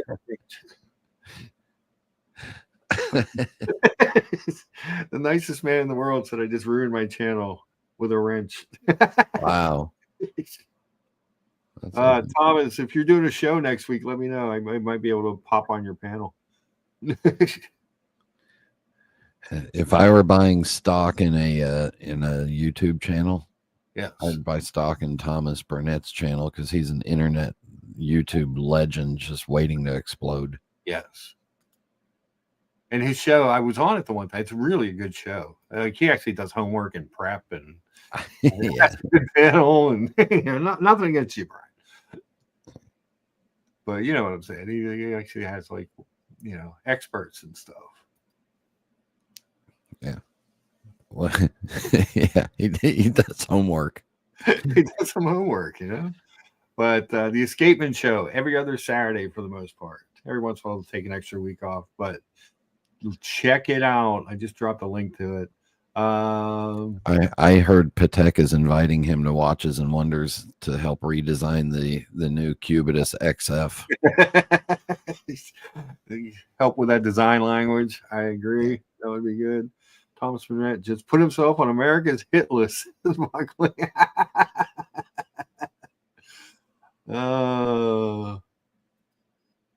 Original he says, "I remember when someone de-wrenched at America 5726. It didn't go well. This channel's in good hands." With America presiding over the chat. he has to say that because America's the puppet that's holding up OC on all of his channels. Oh, is that the way it works? Yeah. No idea. Yeah. I had no idea. But guys, thank you so much. Thomas, thank you for the super chat. And seriously, if you're doing a show next Saturday, let me know. I'd love to join if you would like an extra panelist. That was a good time last time. Since I don't have to worry about going to work next Saturday, I have that option. That was a good time. We only got 27 upvotes and 44 people watching. So really, that's 25 up, folks, because 2 of them are me. 2 of them are me, Brian. Oof. Bad people. Trolls. Trolls everywhere. I wanted to look something up here. Hold on. Let me. If I downvote, can you tell how many downvotes you have? Yeah, you can see that on it. There's a back screen. You can see that. So, where'd that watch go? Oh man. Let's see. Because you were talking about a watch that you really don't need, but you always look at and you think, oh wow, maybe I want that. I've shown this one before, but I don't know what it is, why I obsess over this watch, Brian. Fortunately, I'm not working, so there's no way that I'm buying it. But when you get a job at Watches of Switzerland, you can get a discount on it. There you go. They do have Oris there. They have everything through their network. Yeah, I'm sure. But yeah, this goofy Oris Pro Big Crown Pro Pilot Coulson limited edition watch. Every time I see one, I'm like, why do I like it? It doesn't have a bracelet, which I normally like. It's red, which isn't my favorite watch color. It's not shiny because it's forged carbon, 3D printed.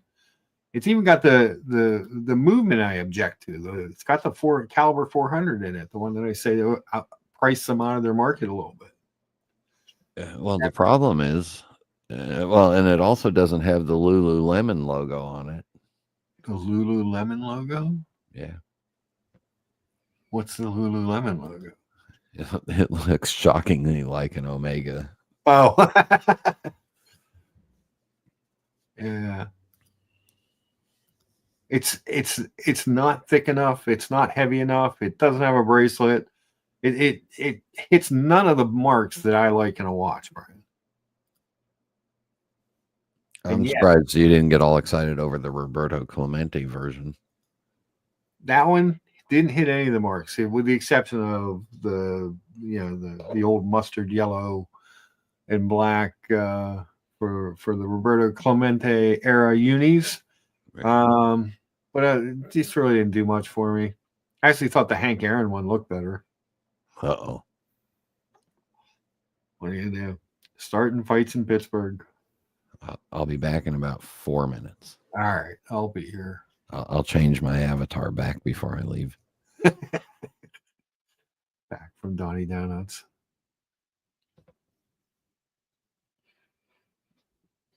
Back to the pipe.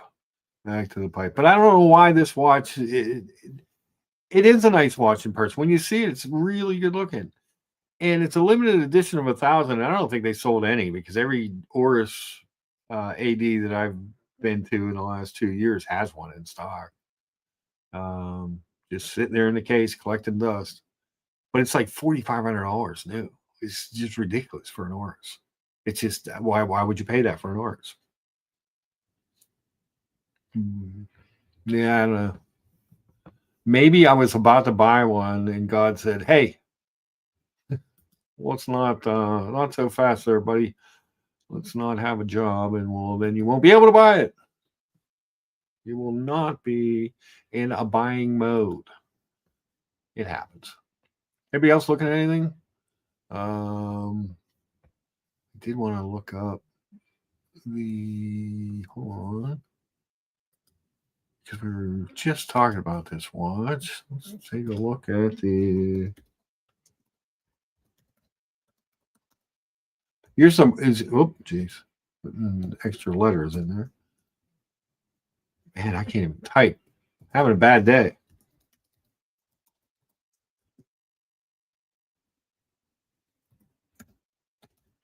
Here's a Mark I Keselowitz.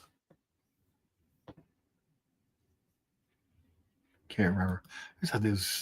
So advantage of I know that the new one has a better bracelet and stuff, the 40, but this watch always seemed to wear just a hair bigger in the 39. I don't know why. I've seen some people that on some of you have the Mark II.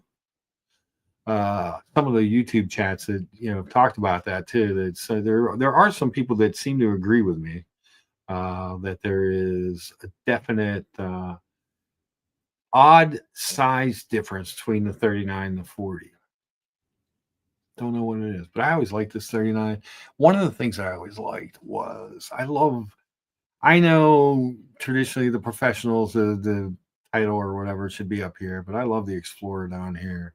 I love the name down at the bottom instead of crammed up against the handset. I just think it was a better execution. But it's a great watch. And for like every go anywhere, do anything watch, it's a pretty good watch. Yeah. Hard to beat. America says 50 viewers. We need 50 upvotes. Yes, we do.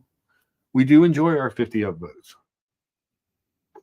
Anybody who's new here, we normally start with breakfast. I'll show you guys the Denver omelet I made. Unemployment has not skewed my cooking skills. So, real quick, onions, green pepper. Why green pepper instead of a yellow or red, a sweeter pepper?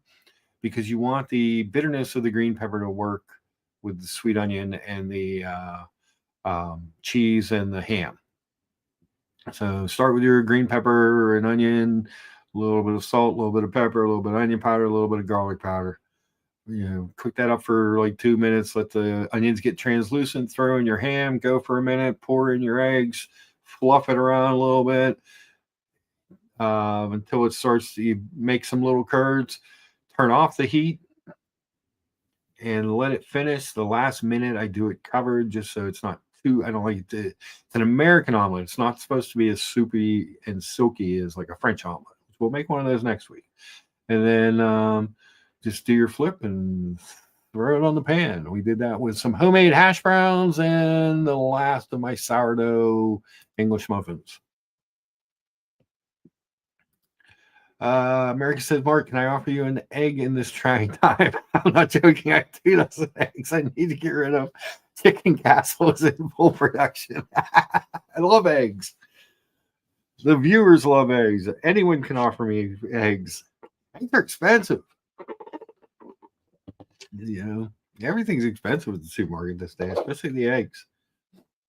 But yes, we'll do a French omelet next week. It's a lot of technique, a lot of work. I may make 3 or 4 of those before I get one good enough for a picture. But they're delicious. It's different. Sometimes this is also called a Western omelet, but normally I see it as when I see it at places, it's the Denver omelet. But it's really good. And we made also since then. So we did have the pork roast and sauerkraut. Traditional New Year's Day dinner. Delicious as well. Anybody has a pig they want to send me with America's eggs, that's great. The pork roast and sauerkraut was good. And actually, there's a pot simmering downstairs.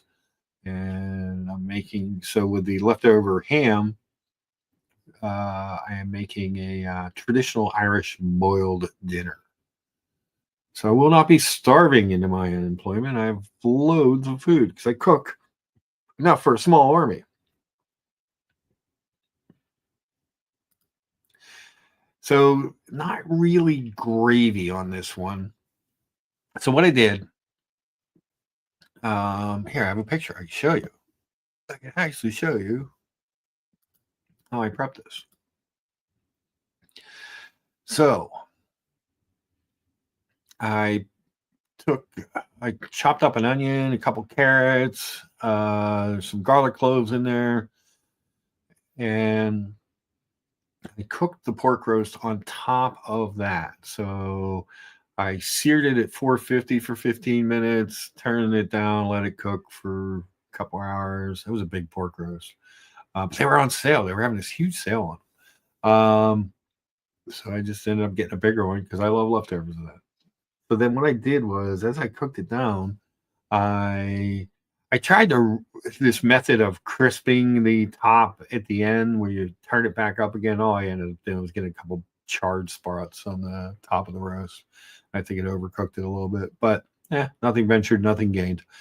So then I took the roast out to rest and for a half hour, and I strained the veggies from the pork drippings, and then I put the sauerkraut into the pork drippings and cooked the sauerkraut in those, and that was what made the it wasn't really a gravy what's in that picture. It's more of like like sauerkraut juice or a sauce, or it's just kind of the way my family's always done it. But it's the juice of the roast with the sauerkraut. And I use the Bavarian sauerkraut because it's a little sweeter. I like it better with the pork roast. It's not a hot dog you're eating. It's a pork roast. So yeah, that was kind of how that went down. And Tan is in the chat. Mark's the best. I don't know if I'm the best, but thank you. I do appreciate the $14 super chat. Marco says the meal looks great. Thanks. It was a good meal. I go away and we're talking non-kosher dinners now. I thought I had to get my non-kosher talk in while you were away, Brian. Okay. You know? Oh my. But yes, Thomas Burnett has not come back since I gave America that ranch. Unless America got rid of him. I don't know. Here goes the politics. This is where it starts, guys. Once the wrenches are out. May as well just start talking religion too. Yeah. Well, we were talking Calvinism earlier. Thomas says he's here. He's here. Okay, good. Okay. Don't want Thomas to go anywhere. Thomas, it's still one of the bright spots of doing this show ever was during Watches and Wonders.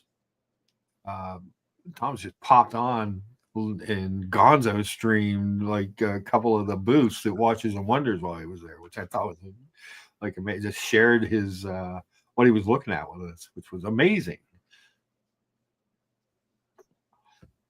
Well, and don't forget the nighttime the nighttime fireworks stream that I did with you. That was a good one too. I like that one too. Yeah, that was fun. It's fun to do the shows, do the chats. It's and it you know gives you something to do, something to talk about. We can get back to watches. We were looking at this, Brian, while you're away. The 39mm Mark II Explorer that Kelsolitz is thinking about. Is he going to get rid of this or his Batman? What would you do?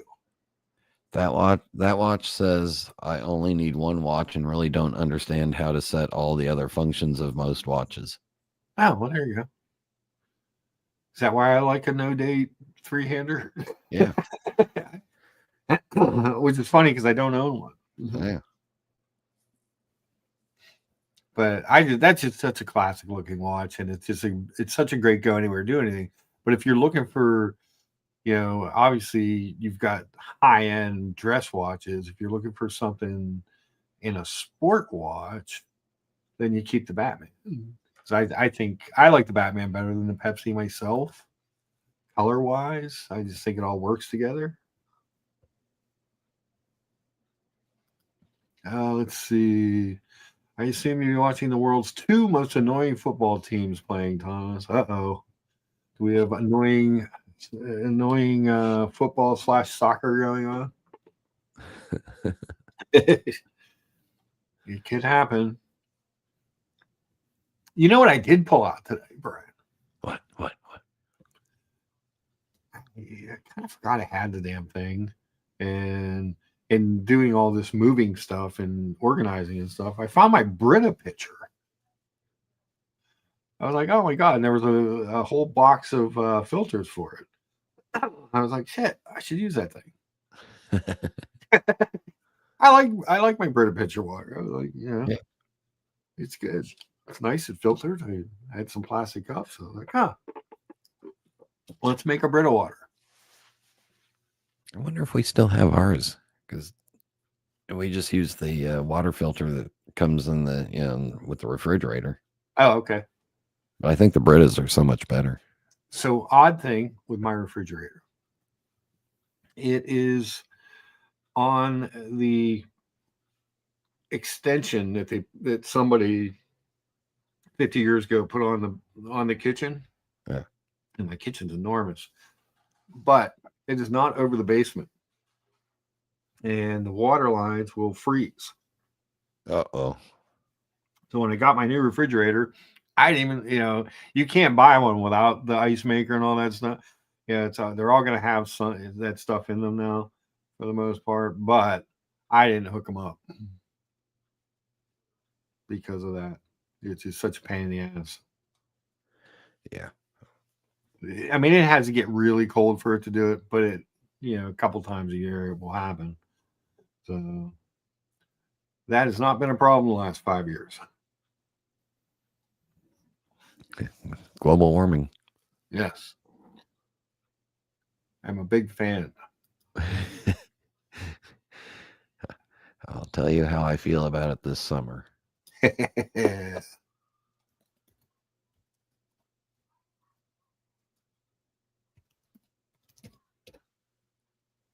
This would be the other watch that Kesselwich was thinking about moving on from. The Batman.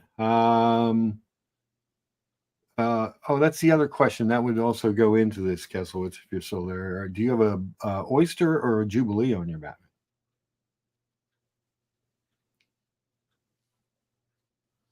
See, I think I think the Explorer to me just says, you know what, I like steak with just a little pepper on it.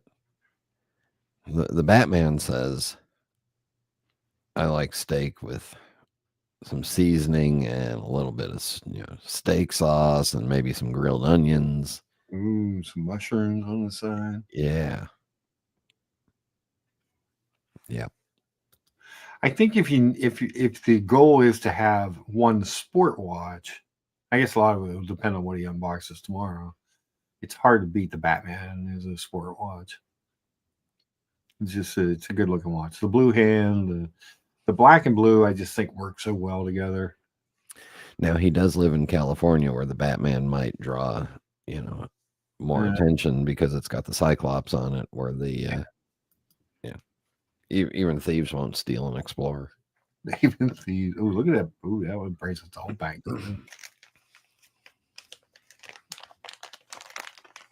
It comes with a free polishing cloth. Good luck.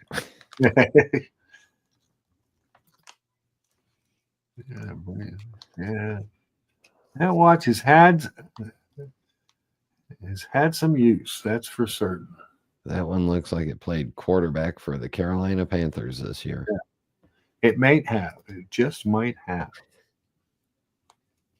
Back to real football talk. Yes. Treble is not a fan of either team, Thomas. He does not give a single poo-poo. He can't stand either. Who are the teams? We don't even know. Share. I'm guessing it's going to be Manchester United and Chelsea. Oh. I know I got one right. Okay. But if the Limeys are arguing about, the two most annoying teams, I would say could be Arsenal. You'd say one of those two. Yeah. It's definitely Manchester United and either Chelsea or Arsenal. It could be. Tough call.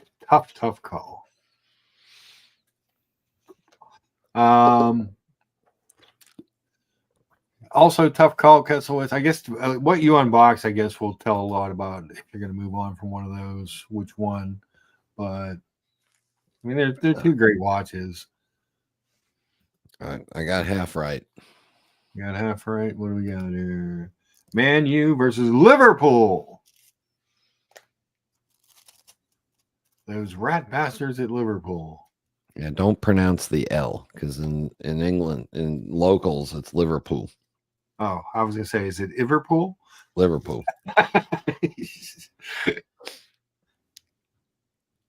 So, is it true that if it's on a Jubilee, they call it the Batgirl, and if it's on the Oyster, they call it the Batman? Yeah. Is that what it is? All right. Yeah. No idea. I call it a nice watch, but never inspired me to even ask for it. Mm. And you're a big GMT guy. Yeah, I'm down to. I've got 4. Ross. Trying to get down to 3. Ross is laughing at your finally real football comment.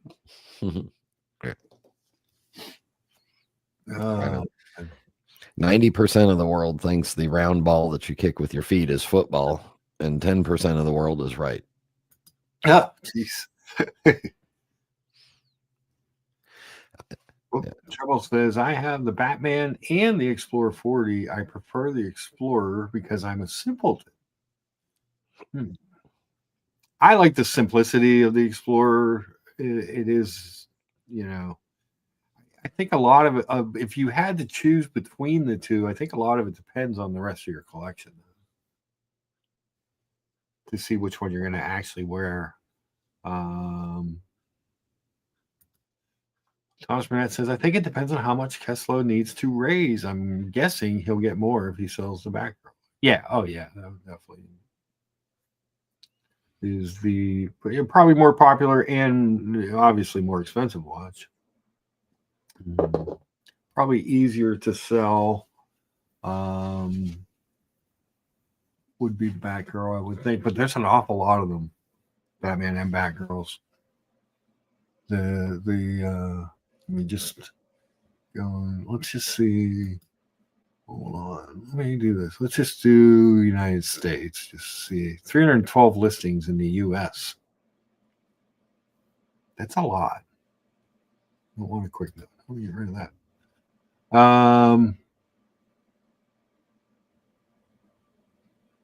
Yeah, there's a lot of competition on that watch.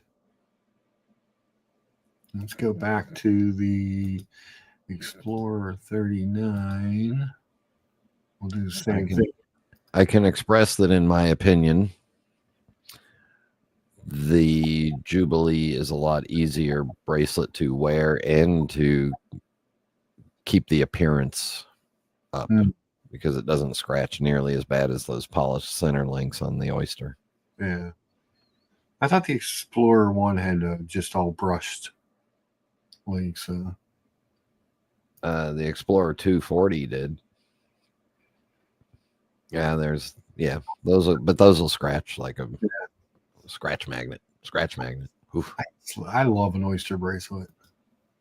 Can't help myself. But there's only 83 of these. So what I did is I just clicked it to the United States, since Kelso is even though he's in California, we'll consider him American. But there's 83 39 millimeter Explorers. I didn't even do Mark 1 or Mark 2.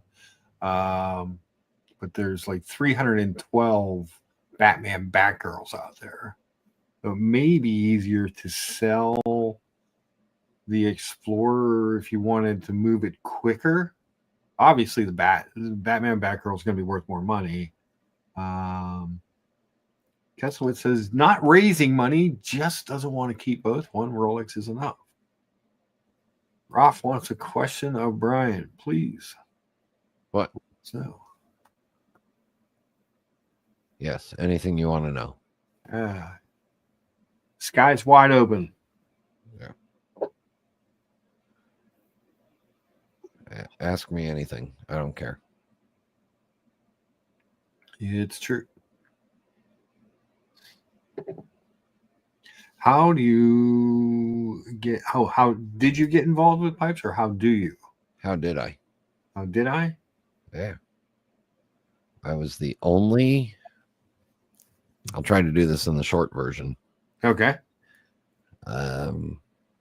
I worked at the MGM Grand in Las Vegas. I was the only one that smoked in retail management, so they put me in charge of buying the cigars and cigarettes for the hotel and the casino. Huh. And that evolved into working in a tobacco shop, a cigar shop where I got involved in pipes. And then that evolved into working for a little company called Alfred Dunhill, Oh, Dunhill. which primarily at that point sold clothing and cigars, but we still had pipes and pipe tobacco. And then that evolved into working for an importer that wanted somebody in the office that understood the pipes a little bit, and it just kept going from there. Well, there you have it. Yeah. The interesting thing is my career really took off when I got fired. See? Both times that I got fired, it helped my career. Things are looking up for me. See? Yeah. I don't know. Actually, the third time I got fired too really helped my career. See? You just The third time my position was eliminated because it was felt to be a financial, a luxury position with the organization. And when that happened, a year later, I went to work for a company that couldn't really afford me, so they gave me a percentage of the business. okay. And that company grew 20 times before I moved my percentage of the business. Damn. That's a good thing. Are you still in the pipe business? No, I just do the podcast and I host the little event that I do in October. So I'm the Paul Thorpe of the pipe world. Paul Thorpe of the pipe world. Yeah, I left it. I left the business side, stayed on the social media and fun side. An importer. Did not go into politics. Yes, it does sound like a Seinfeld. America just gave the big. In fact, the other day, the flip through the channels, the final show was on, which the ending of Seinfeld was not that great, but it was kind of interesting to see all those characters come back, and that the judge's name was the Honorable Judge Vandelay.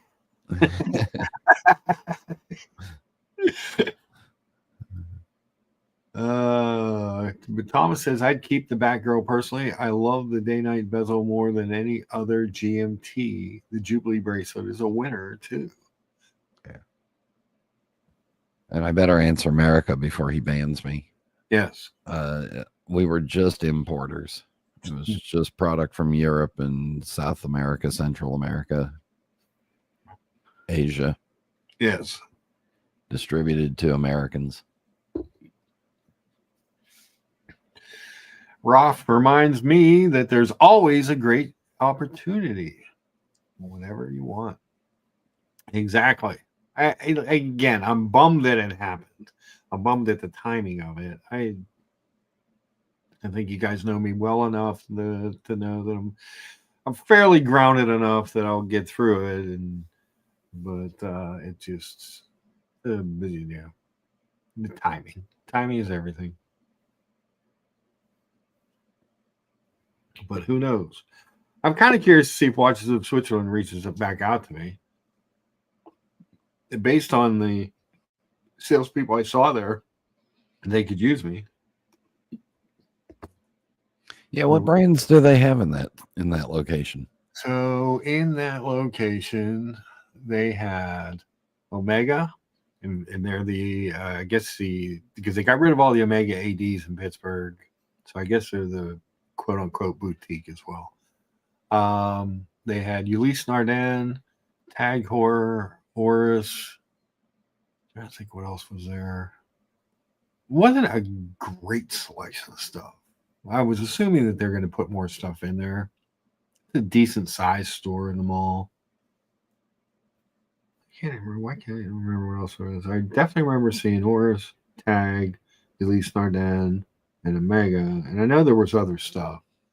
I was kind of hoping they would have Longines. It's always nice to see a Longines. But question for Brian from Tom Voss. I have a new Meerschaum pipe from my father. Is this a good starter pipe for smoking? Can I use it? Yes, you can use it. Yes, it is a good starter pipe. They're a little more fragile than Briar. So you have to be a little more careful with them. But you should probably have somebody professionally give it a little cleaning for about 25 or 30 bucks. And if you slide into my DMs on Instagram at Watch It's Brian, I can point you in the direction of a couple people. There you go. Because you don't want to be smoking out of dirty, old mustiness. That's fair. My dad always he had this round pipe holder that had the glass jar in the middle for tobacco, pipe cleaners. Yeah.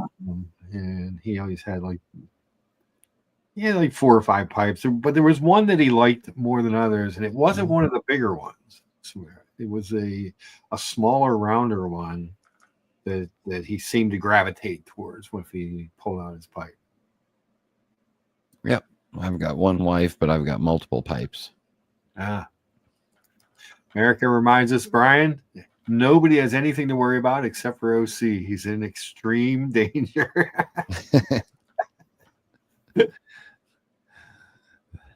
I feel better already, except I don't trust him. He's got a wrench. Dun, dun, dun, dun. Let's see. Watches of Switzerland, Ross Park Mall. Yes, that's the one. Let's see if I can. Right across from the Tiffany store, diagonal from the Louis Vuitton store. Let's see if they have a brand listing for that location. Store. Last time I looked, they didn't, but it took that store was supposed to open in the summer. It didn't open until November. So it took forever to open that store up. It does not seem like they have a way to show brands.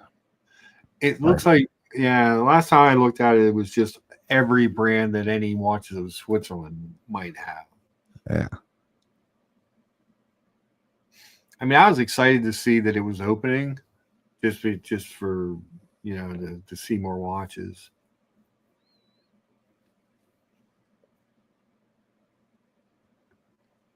But the sales guy there he really didn't know a lot about, they had just opened, but he didn't really know very much about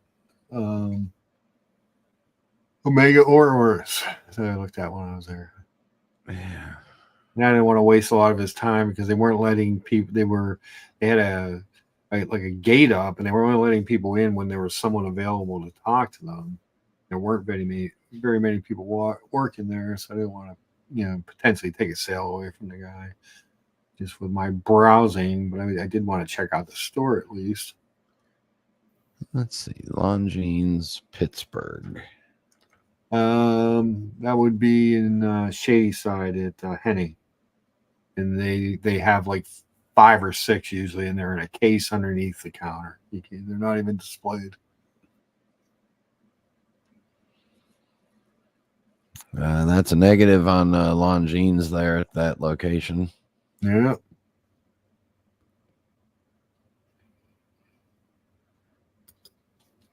But I mean, the good news is with Oris and Omega and a couple of those other and Tag, you got good variety on the retail side.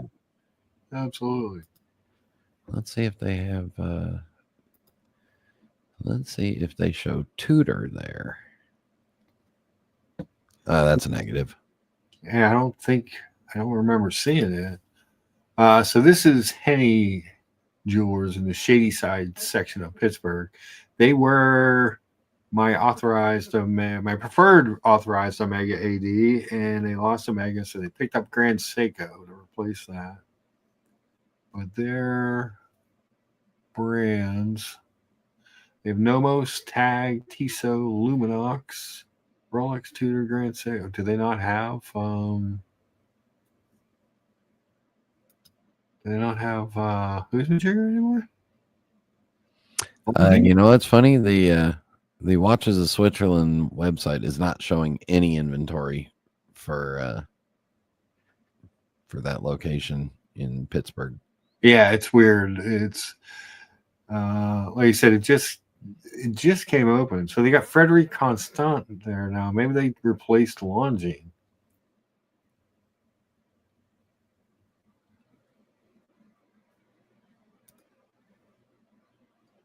Yeah, you could go in there with the sales pitch of saying, you know, look, having sold Jeeps for a long time, I'm used to selling overpriced promises and and under delivering realities. Yes. Yeah, I don't see any Mont Blanc, Tudor, Grand Seiko, Tag, Frederic Constant, Luminox. Looks like they may have moved on from the Longines.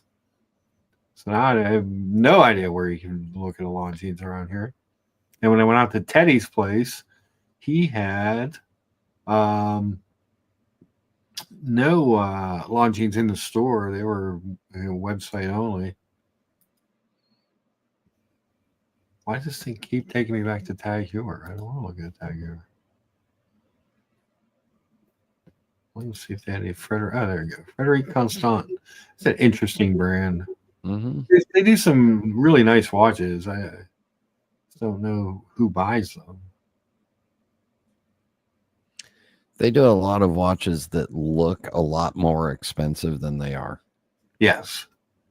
And when you really start to know watches, you realize why they're less expensive. But to the average buyer that's walking in a mall, mm-hmm.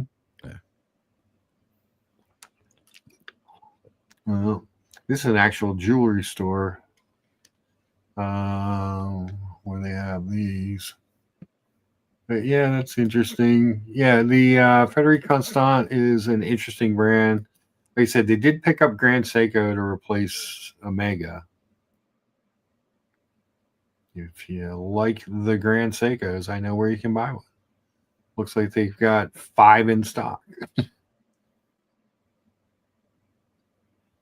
Where you can make an appointment to go see them. Interesting. This watch I always like. This is that SB 285 or whatever it is. That GMT. It's actually a good looking watch in person. I saw that at Teddy's in the flesh. Yeah. And they're using like Eddas and Solitas and modifying them. And Muhammad Ali says, I can sleep safely tonight now that America has a wrench. We're all in safe hands. Oh, the wrenching. Uh-oh. Woman loves a good wrenching. Oh, the drama.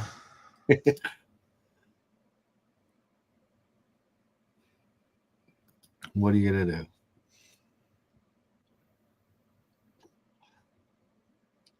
But yeah, that Grand Seiko is a good looking piece.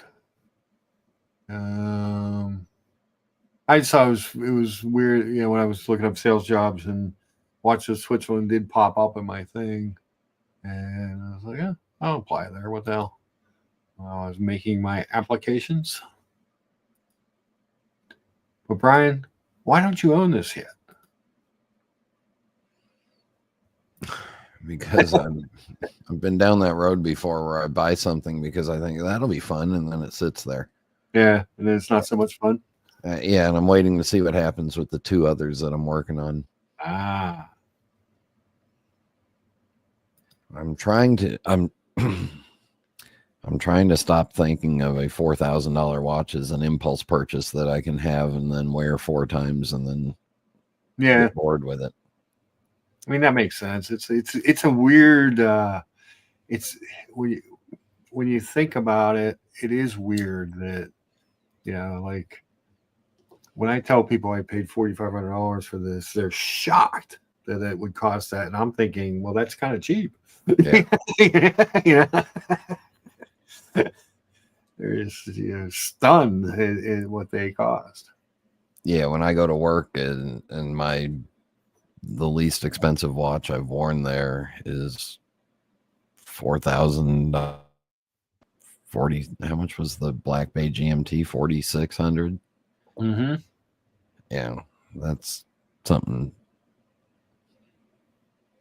Yeah, I like Nomos. I don't know that I necessarily like them for me to wear, but in general, I like what they do. I like their everything you always read about them is great. Um, you have to like that style of watch, that kind of Bauhaus inspired architecture and stuff. But they do cool watches.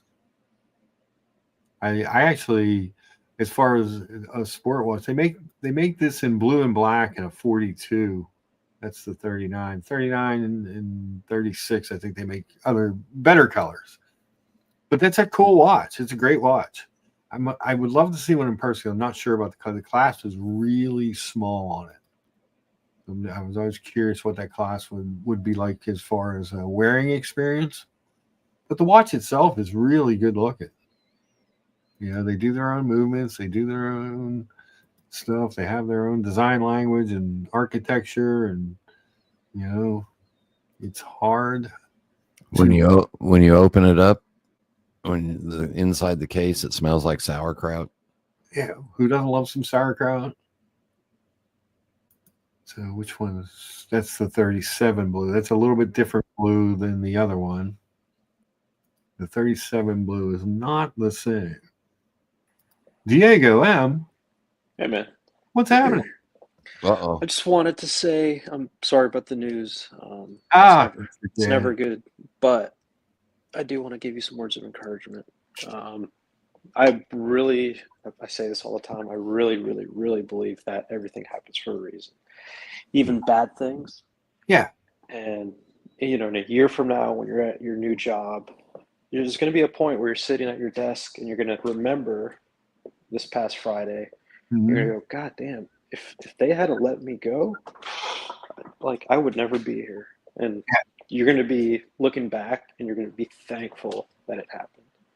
So I tend to agree with that, and I also look at it like, well, if cutting out a couple of jobs, which is I think what's happening, and having more people do more work in general is the idea of making some more profit, then there's more issues. You know what I mean? Like there's greater issues.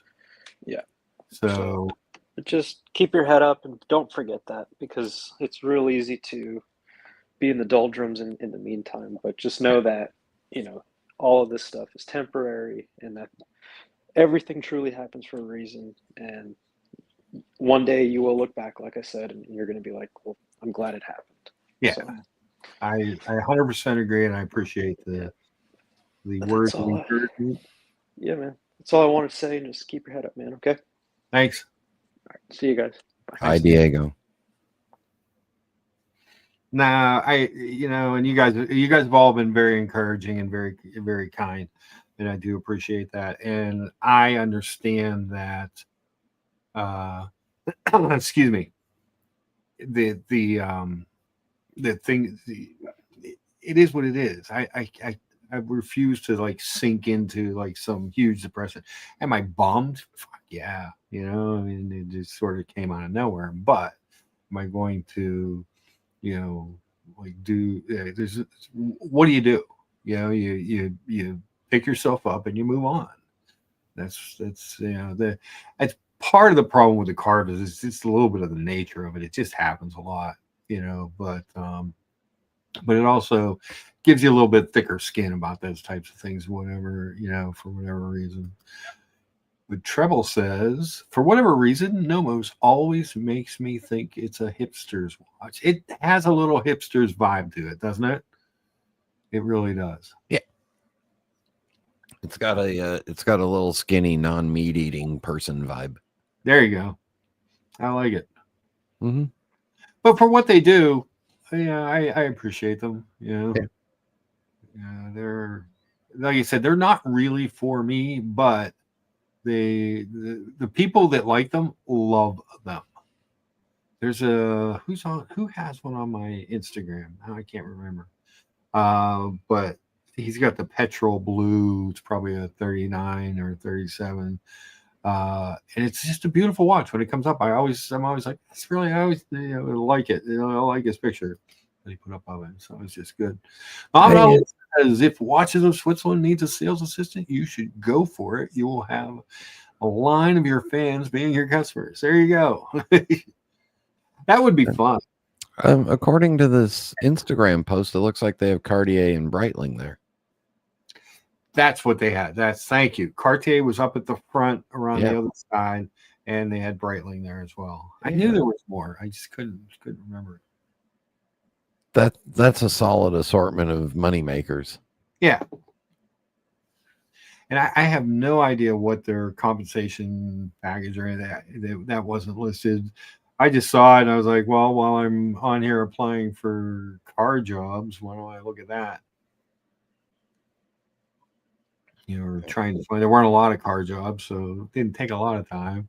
You don't have to shovel snow off the inventory. It's true. It's true. I will not be able to get in the Spartan Club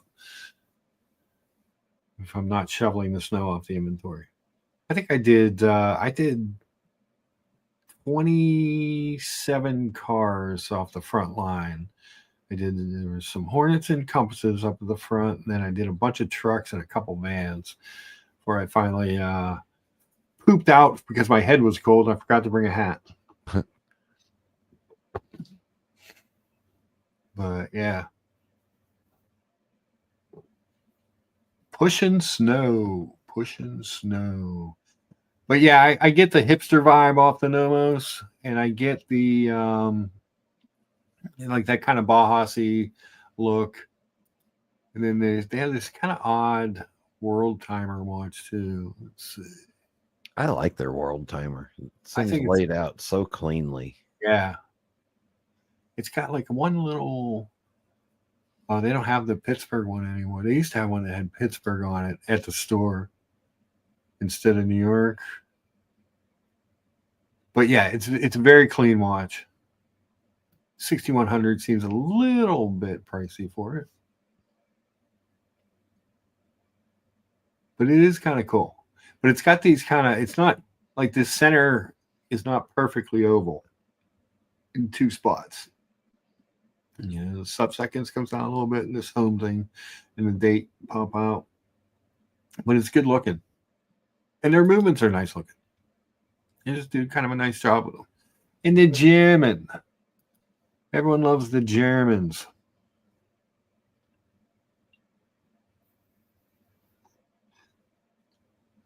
But yeah, back to everybody's points. I do appreciate all the kind words, and I will get through. It's gonna suck for a couple months. That's all until that time comes. But it will not bring me down. I won't be making depressing streams or anything like that, unless you want that. Do you want that, Brian? No. No. Okay, we won't do that. If I want that, I can just call some family. Exactly. Or as of late, I can talk to a few people in the pipe tobacco world. I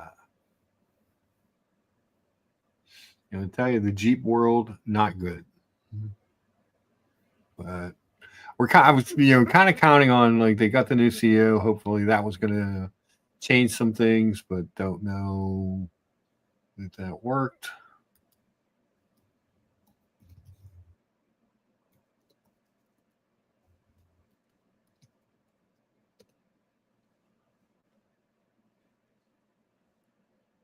Well, they really don't indicate any kind of compensation on this. No. On their website. Yeah, I really didn't have anything about it. So I was curious to see what it was like. Let's see if I figured if they call, it'd be worst case scenario. I talk to them. It's not anything great, and I just move on. But take a shot.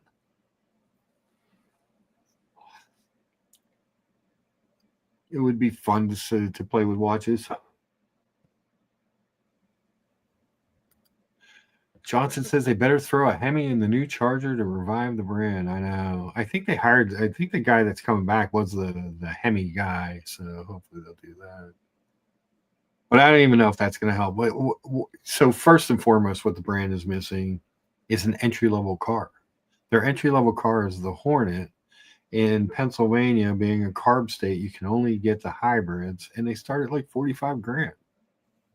That's not an entry-level car. I know they're not, $20,000 cars anymore, but there's $25,000 to $30,000 cars that other manufacturers make as entry-level pieces.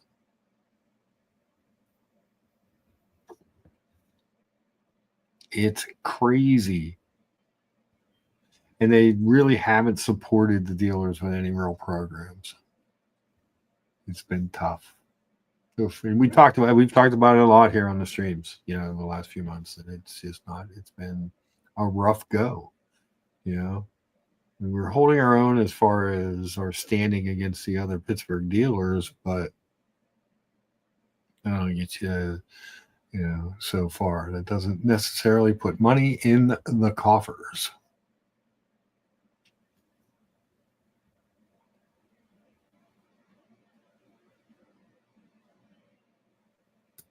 So I have the tag humor there. I don't have them listed. So I was poking around on LinkedIn, and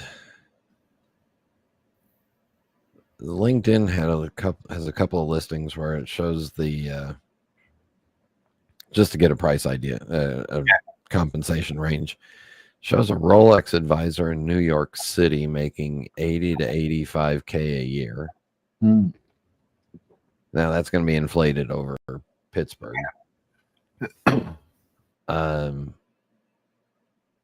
It shows, where was the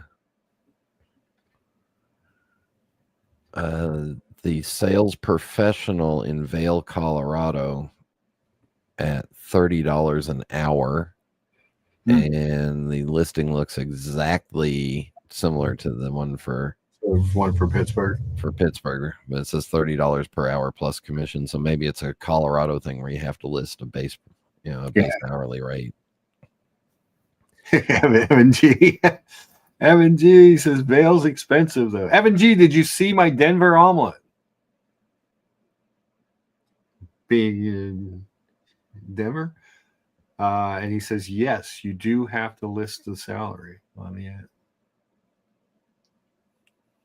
Yeah, so I'm guessing it's a base plus. Probably the plus slides against the base. I'm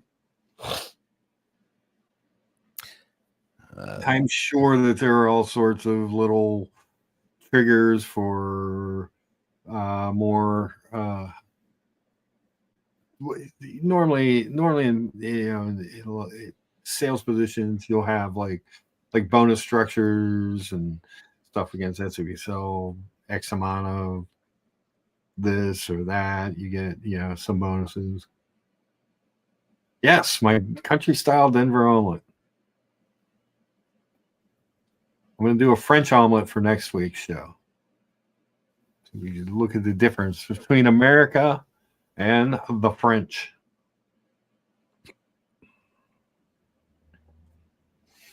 But the omelet was delicious. I will say that. That leftover ham, so good, Brian. So good.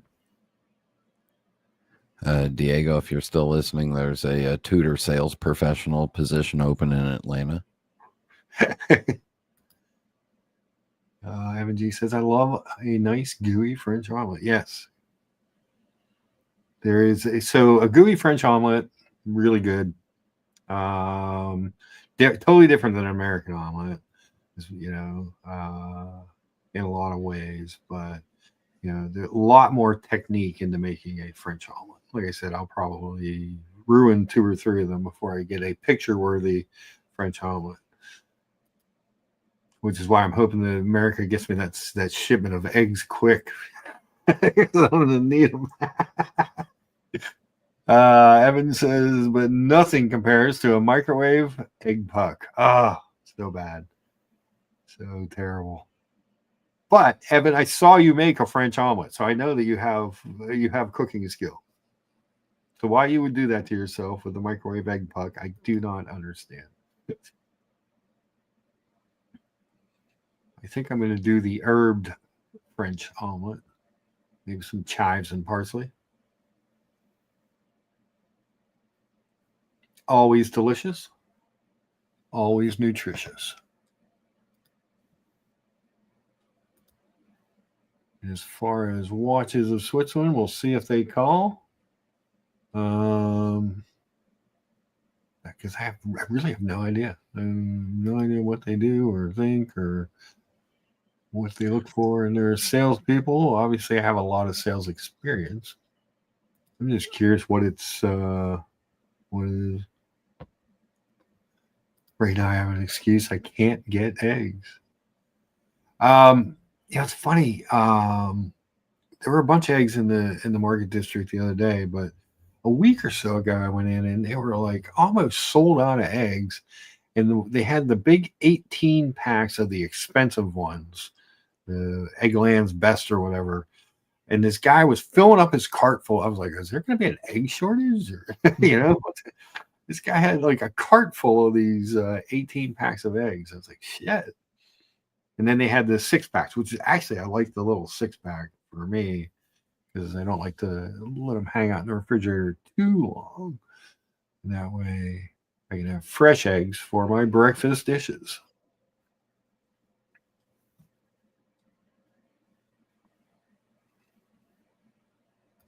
Any other Watches of Switzerland news there, Brian? I'm skimming through all the job openings, see if there's anything here in Orlando. Nothing. There was a perfect job for OC if he's still on here, but it's working with it's working with Hodinkee. There you go. Let me see if I can find it again and read. Ah, yes, producer brand partnerships Hodinkee. Base rate of $100K a year.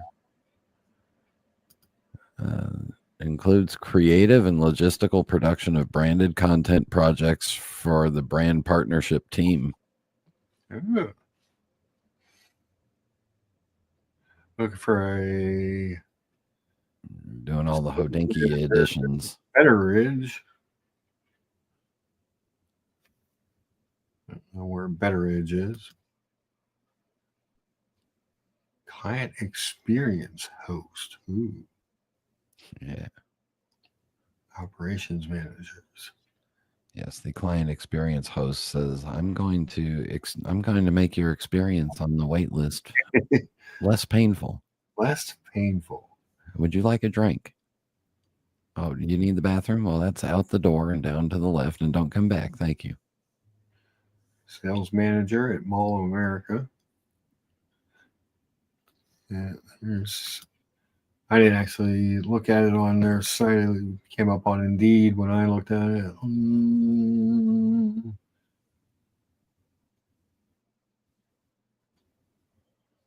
Really just doesn't say much of anything, really.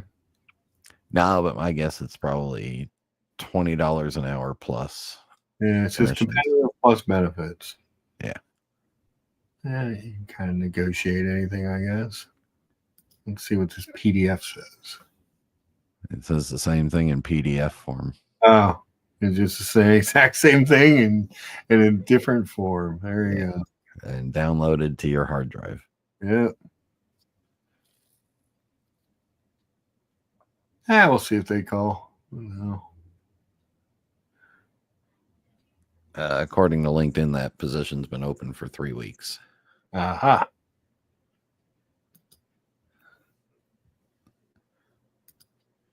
Yeah, culling from the bird flu. Just no eggs available. I haven't seen eggs in the store in a couple of weeks. Just my egg white cartons. So hockey pucks it is. Well, you need to get a hold of America. Apparently, the chickens are working overtime. He said this was back a ways. See if I can find it. Mark, can I offer you an egg in this starting time? I'm not joking. I have 2 dozen eggs I need to get rid of. Chicken Castle is in full production. So, yes, all the eggs are with America. It's slowly but surely taking over the egg business. I think I'd rather corner the market on eggs than the Cecil B. Purnell watches. Yes. Oh, yeah, definitely. Yeah. Egg hockey pucks in every pot in America. Welcome to America 2025 and your egg hockey pucks.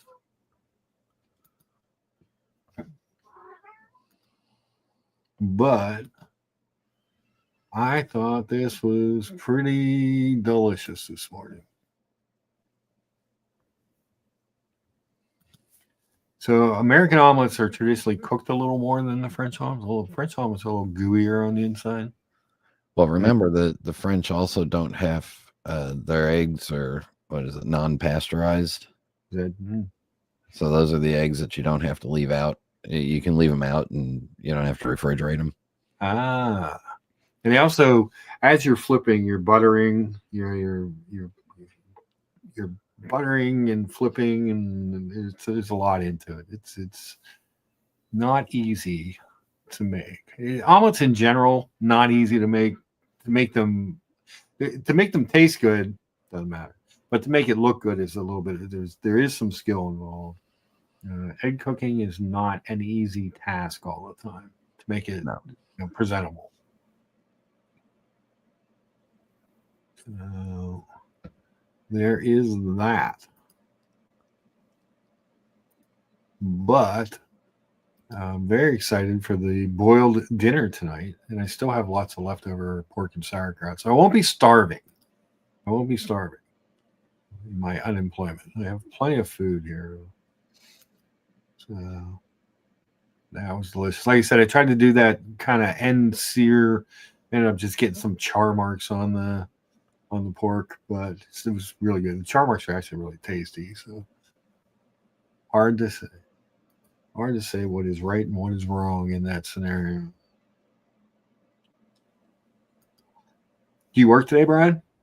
No. Good. Mm-hmm. Yeah. I had a 5-day work week last week. I think, well, you said you had a few shifts and you were going to try and pick up another one, I think, last time I talked to you. Yeah, this upcoming week I ended up getting our weeks are Sunday through Saturday. Okay. And this upcoming week I ended up getting 4. Nice. And I can't take any more because of all the stuff going on here at the house. Yeah. And I can't physically. I'm getting better at it, but last night when I came home after an 8-hour shift, I was trying to stay awake till 10:30. Oh wow!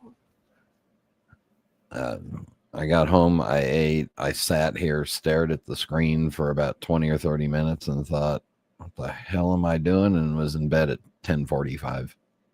Oh. And then woke up at 1 a.m. I was hungry, and I had 2 cookies. It was bad.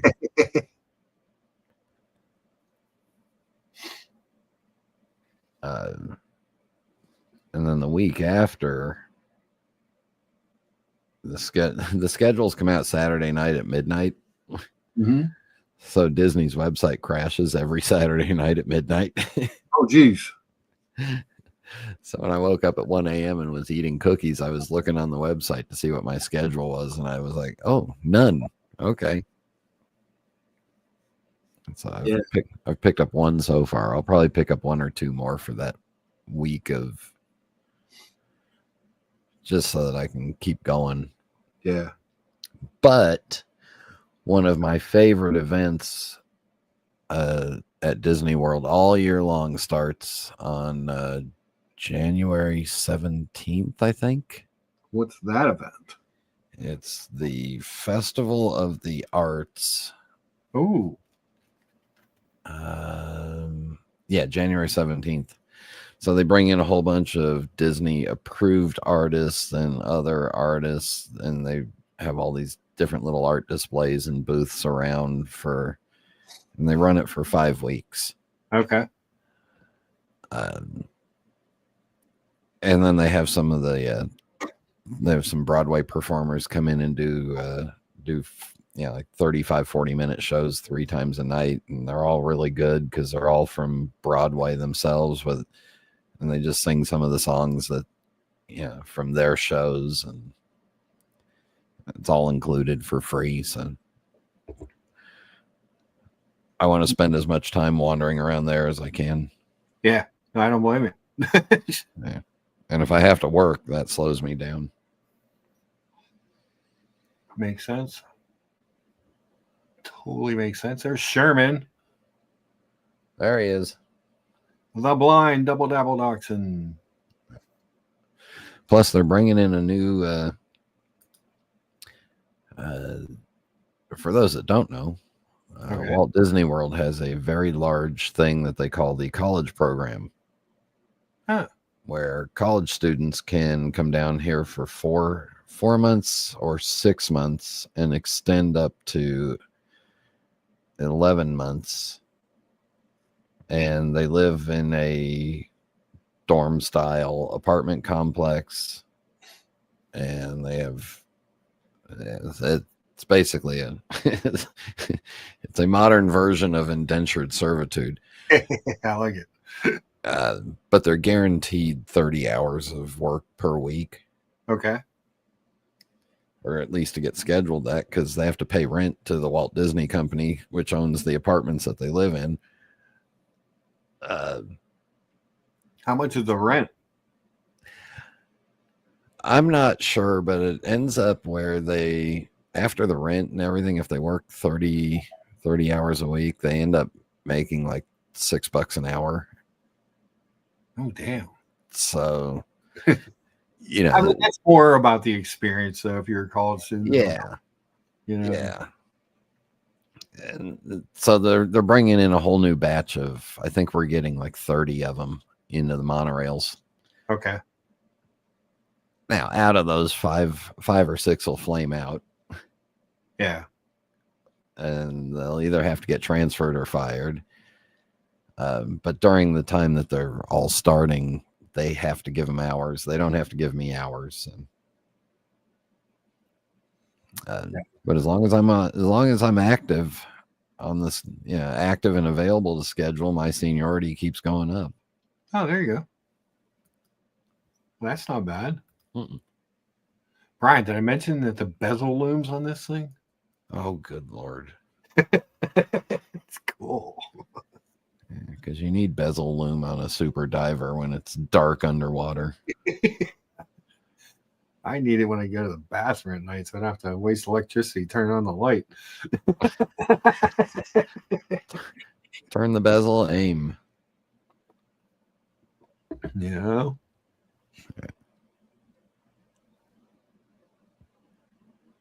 It's pretty slick, I will say that. Yeah, so a lot of these college kids, it's their first time really being away from home and stuff. Yeah, so there's a bit of a flame out ratio. Yeah, it's kind of I don't know any of them personally, but I know a couple that have come down here, gone nuts, and they get fired. And the minute you get fired for cause, you have 24 hours to get out of the apartment. Oh, wow. Bye-bye. That's quick. Yeah. Yep. I didn't have quite that much time to get out of my office. No, well, if you get fired, when they fire you from the company, Yeah, security walks you out and takes all your stuff, and then if you're part of the college program, you have 24 hours from that time to evacuate the apartment. Damn. So Cold. Disney's cold. yeah, They ain't messing around. no, they've actually had kids that have just left all their stuff there, and then they send that stuff to to the annual donation pile. Which makes If sense. if you lose clothing at a Walt Disney World park, it is not thrown away. Huh. If it is saved and sent to local charities for them to decide if it's useful enough or regifted. It's not like those kids in Africa in the 90s that had Buffalo Bills Super Bowl champion t-shirts. No. Actually, it could be. I don't know where exactly it goes, but it does go to local charities. Okay. I always thought that was funny. People would show pictures of those, kind of third world countries and stuff where they were wearing memorabilia for stuff that didn't happen. Yeah. Well, we printed all these shirts. We should do something with them. Yeah, when I was on the cigar side of the industry, we went to the Dominican Republic a couple times for cigar factory visits. Yeah. One of the guys working in the factory was wearing a T-shirt from a Queens, New York towing service. Oh. It's just clothing that was donated and sent down after. Yeah. Very good. Good afternoon, Rufus. How are you, sir? So we'll go another 15 minutes till 1 o'clock and move on with the day. Yeah, then I'll eat lunch, get my projects going. Cool. Get my physical work in. So now, Brian, do you agree with Buckley that this watch might be cursed? I think Buckley's got some psychological issues. Ah. Yeah, he believed that his day date that he had was cursed. He was convinced.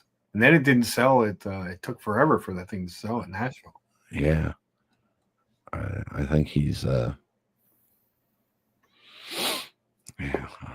he might not be all right in the head. I'm just saying. There is that possibility. I mean, it's such a happy watch. It's the creamsicle, for God's sakes. I think my wife's car might be cursed. Well, if half the airbags are, in sport mode. Yeah. I think once a year it wants to go in for a 3 or 4 week repair. Ooh. So Probably is. That's really what I'm looking at over here, is to see what the I've found. It's been my experience that if I take this BMW back to a BMW dealership, they'll give me more for it than Carvana would, or one of those places, or some other dealership. So yeah. So I'm looking at their inventory to see what's not BMW. Rufus says, "Don't believe the Buckley hype." Yeah. I thought it, and then he said it. I didn't say it to anybody, but I thought, yeah, this watch is cursed. Yeah, I'll be back in 2 minutes. I'm getting yelled at. Okay. I mean, I got it and then got whacked. Who knows? We love the creamsicle. Creamsicle's cool. I like to watch. I mean, it's cool watch. It's good looking. Neat piece. It's different. The bezel. Here, let's see if you guys can hear this. It's really crisp on this compared to the 300M. And it's so much easier to rotate than the scallop bezel of the 300M. I don't know if you guys could hear that. We're not believing it only gives it power. True. Yeah, we'll see.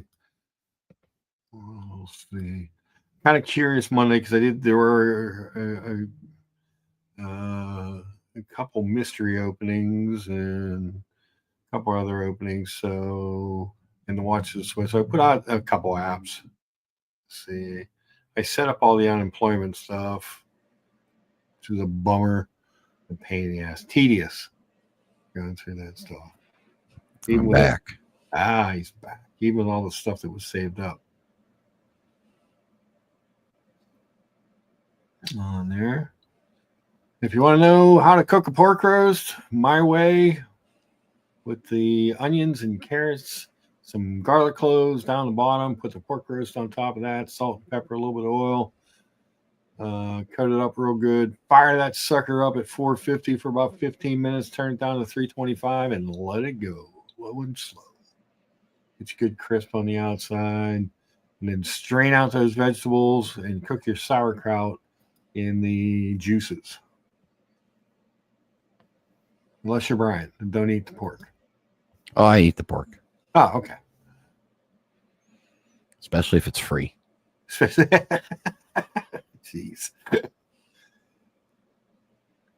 If it's free, I eat the pork. Yes. Yeah. That's still such a good looking watch. You know, for a guy who was never really a Speedmaster fan, I took to that watch really quick. Well, that's an actual functional Speedmaster because it's an automatic with a date. Yeah. And you got what? You got the 2 register. And there's it does it has 2 counters in the right, 2 hands in the right register. Everything's Yeah. set. Yeah. Yeah, so you got all the timing functions that you need. Evan G says that's a 6 speedy. It is pretty 6 speedy. And again, it's just never really a Speedmaster guy. I didn't hate them, but it was always like something would always hold me back. And this one just hit, and it just really stuck in my head when I saw it in the flesh. Evan G says buy compacts is where it's at. Although I love the white one. I will say that. I really like the look of the white one. I think they did a really nice job with that. The first Omega in Space, I go back and forth on in my head. I don't hate it, but I don't love it. But the white one, I thought, when they released that, I thought that was just a beautiful watch. And the raised black indices really made that watch. And the red Speedmaster text on the white was good looking. Good looking.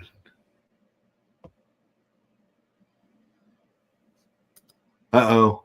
Says the white Speedy is the only thing that survived the culling. Just waiting to hear on my day date. Dun, dun, dun, dun. Oh, boy. Look out. Day date, silk robe. Day date's a big boy watch. And then all he needs is a pipe, and we got Hugh Hefner. Hugh!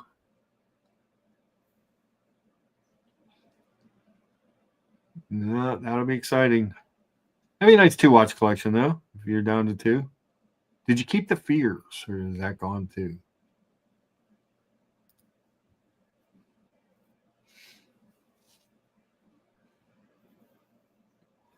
That was a good looking watch. Kind of different. I like things that are different. Don't encourage him, Brian. This is Rufus.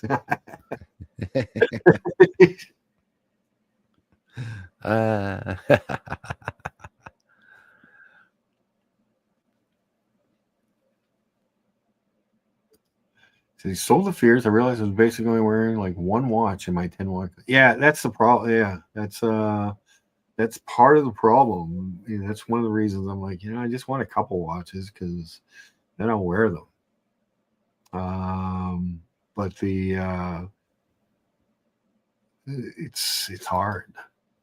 We do have a couple of he has a couple pipes. There you go. See?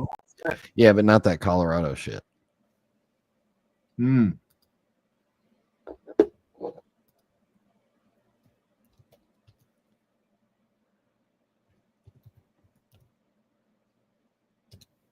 All right. So I agree. The white, super duper cool. I'm torn on the first. Like, if you're a space person, like Dear Artifact, it's a great watch for him because he's really into NASA. I do like the bracelet. I love that flat link bracelet with the taper. It's really nice. Looks like the 321 or the 57 bracelet. But the watch itself, I don't know if it's the Fotina or I'm not sure. I don't know. Some of the things that I like that Omega does, that I like in a watch and that Omega normally does for me is an automatic and a exhibition case back, which this doesn't have either. That's a little bit. Oh, I'm not even showing the right screen. Brian, you're supposed to tell me I'm not showing the screen. I'm looking at cars. Oh, sorry. Hi. Boy, if I had keys to the channel, I could help you. But See? I don't know how to do that either. Good excuse. But yeah, not bad. Now, I will say, we go Speedy Moonwatch White. I think this is brilliant looking. These raised black indices are really the thing that did it for me. I like the white. I wish it was an automatic, but look at the face of that thing. The red Speedmaster text. They really did it right. Look at the Lululemon logo on there. Yeah. It's an applied logo. It's got the penis symbols at the top. Yeah. Dot over 90. Just really did a nice job with it. Hard to beat. The red tip on the chrono hand. There's a lot to like about that watch. I believe that's the same bracelet as I have on this one.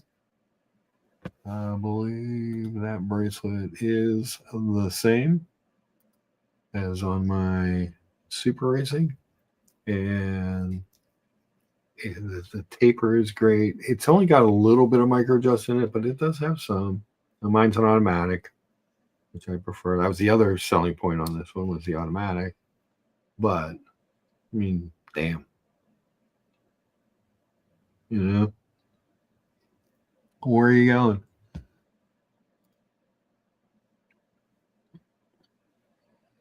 Now you got me hungry, and I'm looking at dinner. Thanks.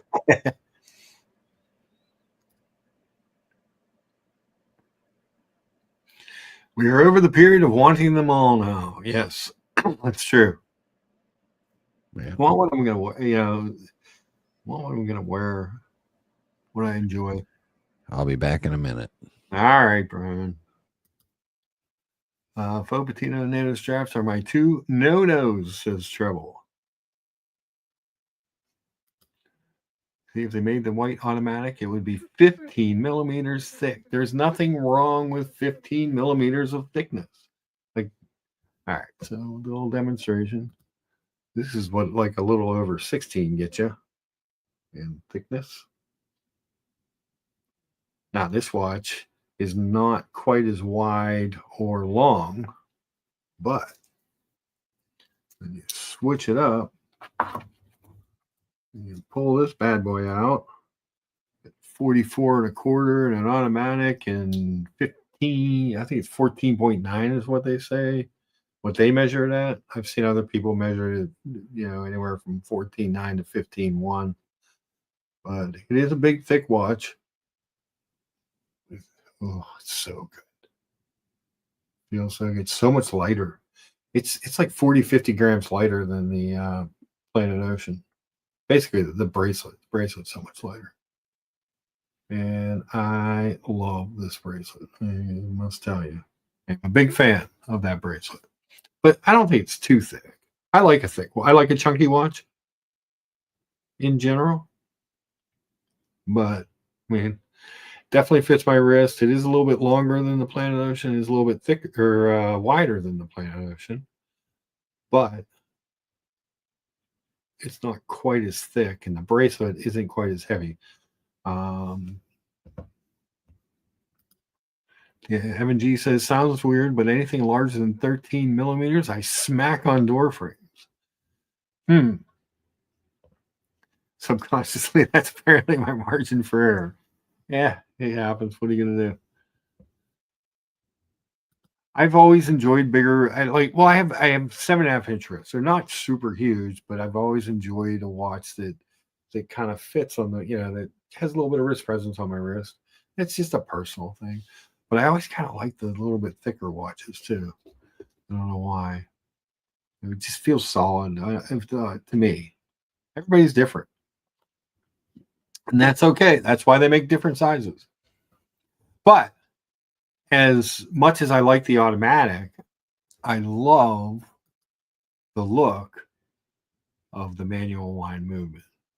Yeah, I mean, you can see the whole thing without the rotor. It's really cool. But the other thing, the other reason I think this one's a little thicker, even with the, not just the automatic, but also because it has the Spirate system in it. It's that bracelet. It's hard to beat.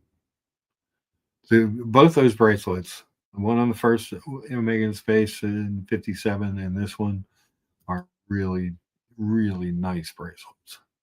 Great taper. Just good looking stuff. Just the good looking stuff. When we go over to here, if you go over to the two counters, and again, I get why the Speedmaster Pilot is the first watch when you go to the two counters. But then why are the chronoscopes the next watch?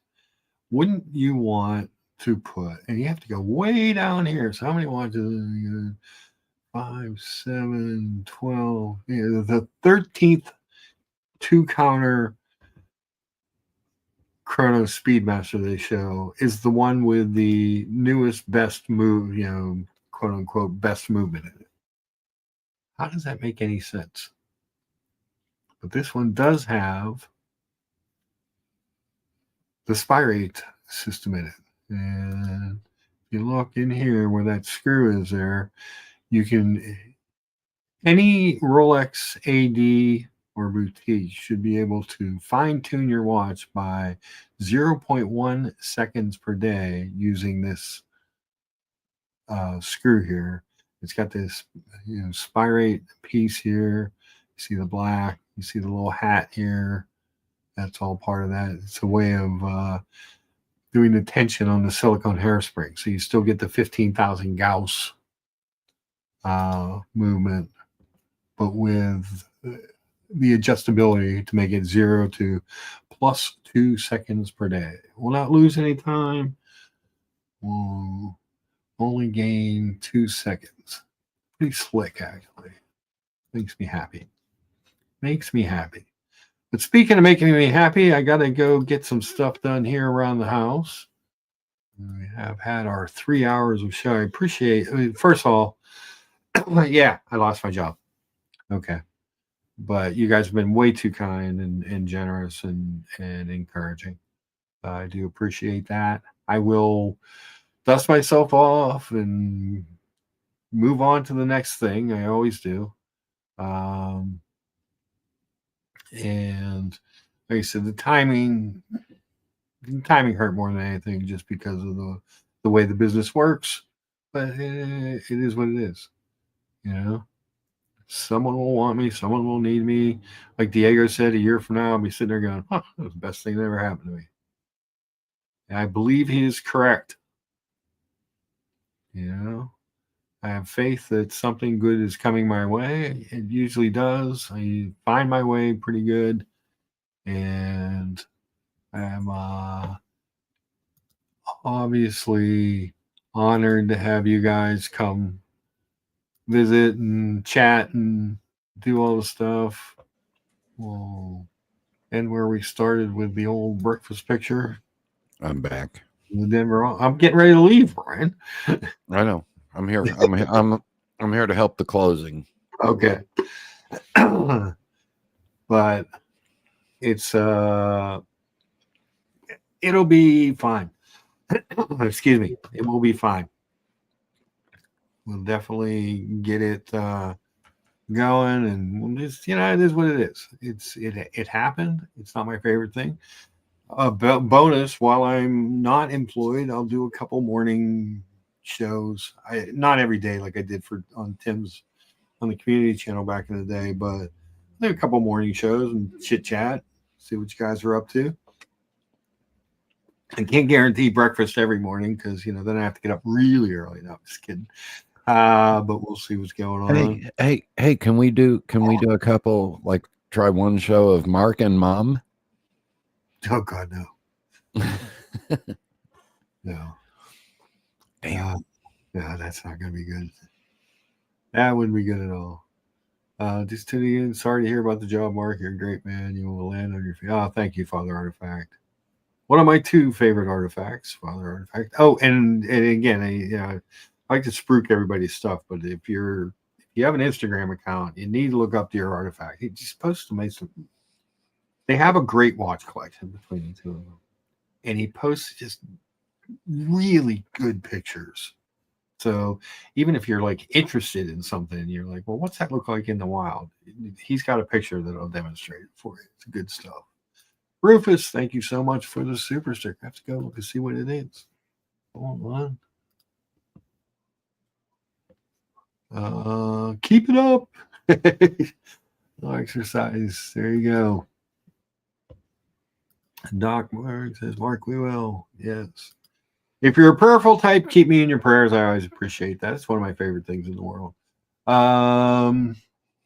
And if you're just a vibe type, give me good vibes. And if you agree with Buckley, I'll sell the watch if it's cursed. Because that seems to be what he thinks. But when I highlight that, yeah, I don't understand why the super stickers don't highlight in StreamYard. You have to go over to the YouTube to see what they are, Brian. Do you know why? Because they suck. Ah, there you go. It could be that. But no, I'm sorry, I don't know more. I really don't. I've never owned a channel. I don't know StreamYard. I know how to jump on here and annoy people and be a sarcastic voice on the side. Oh, well, at least you know your role. And if I had keys, I know how to bring stuff up. There you go. I started one stream once. It was I filled in for tickers on a Tuesday. Oh yeah, I think I remember that. Yeah. Cool. Well, with that being said, you got anything else, Brian? No. All right, guys, thank you so much for everything. I appreciate it.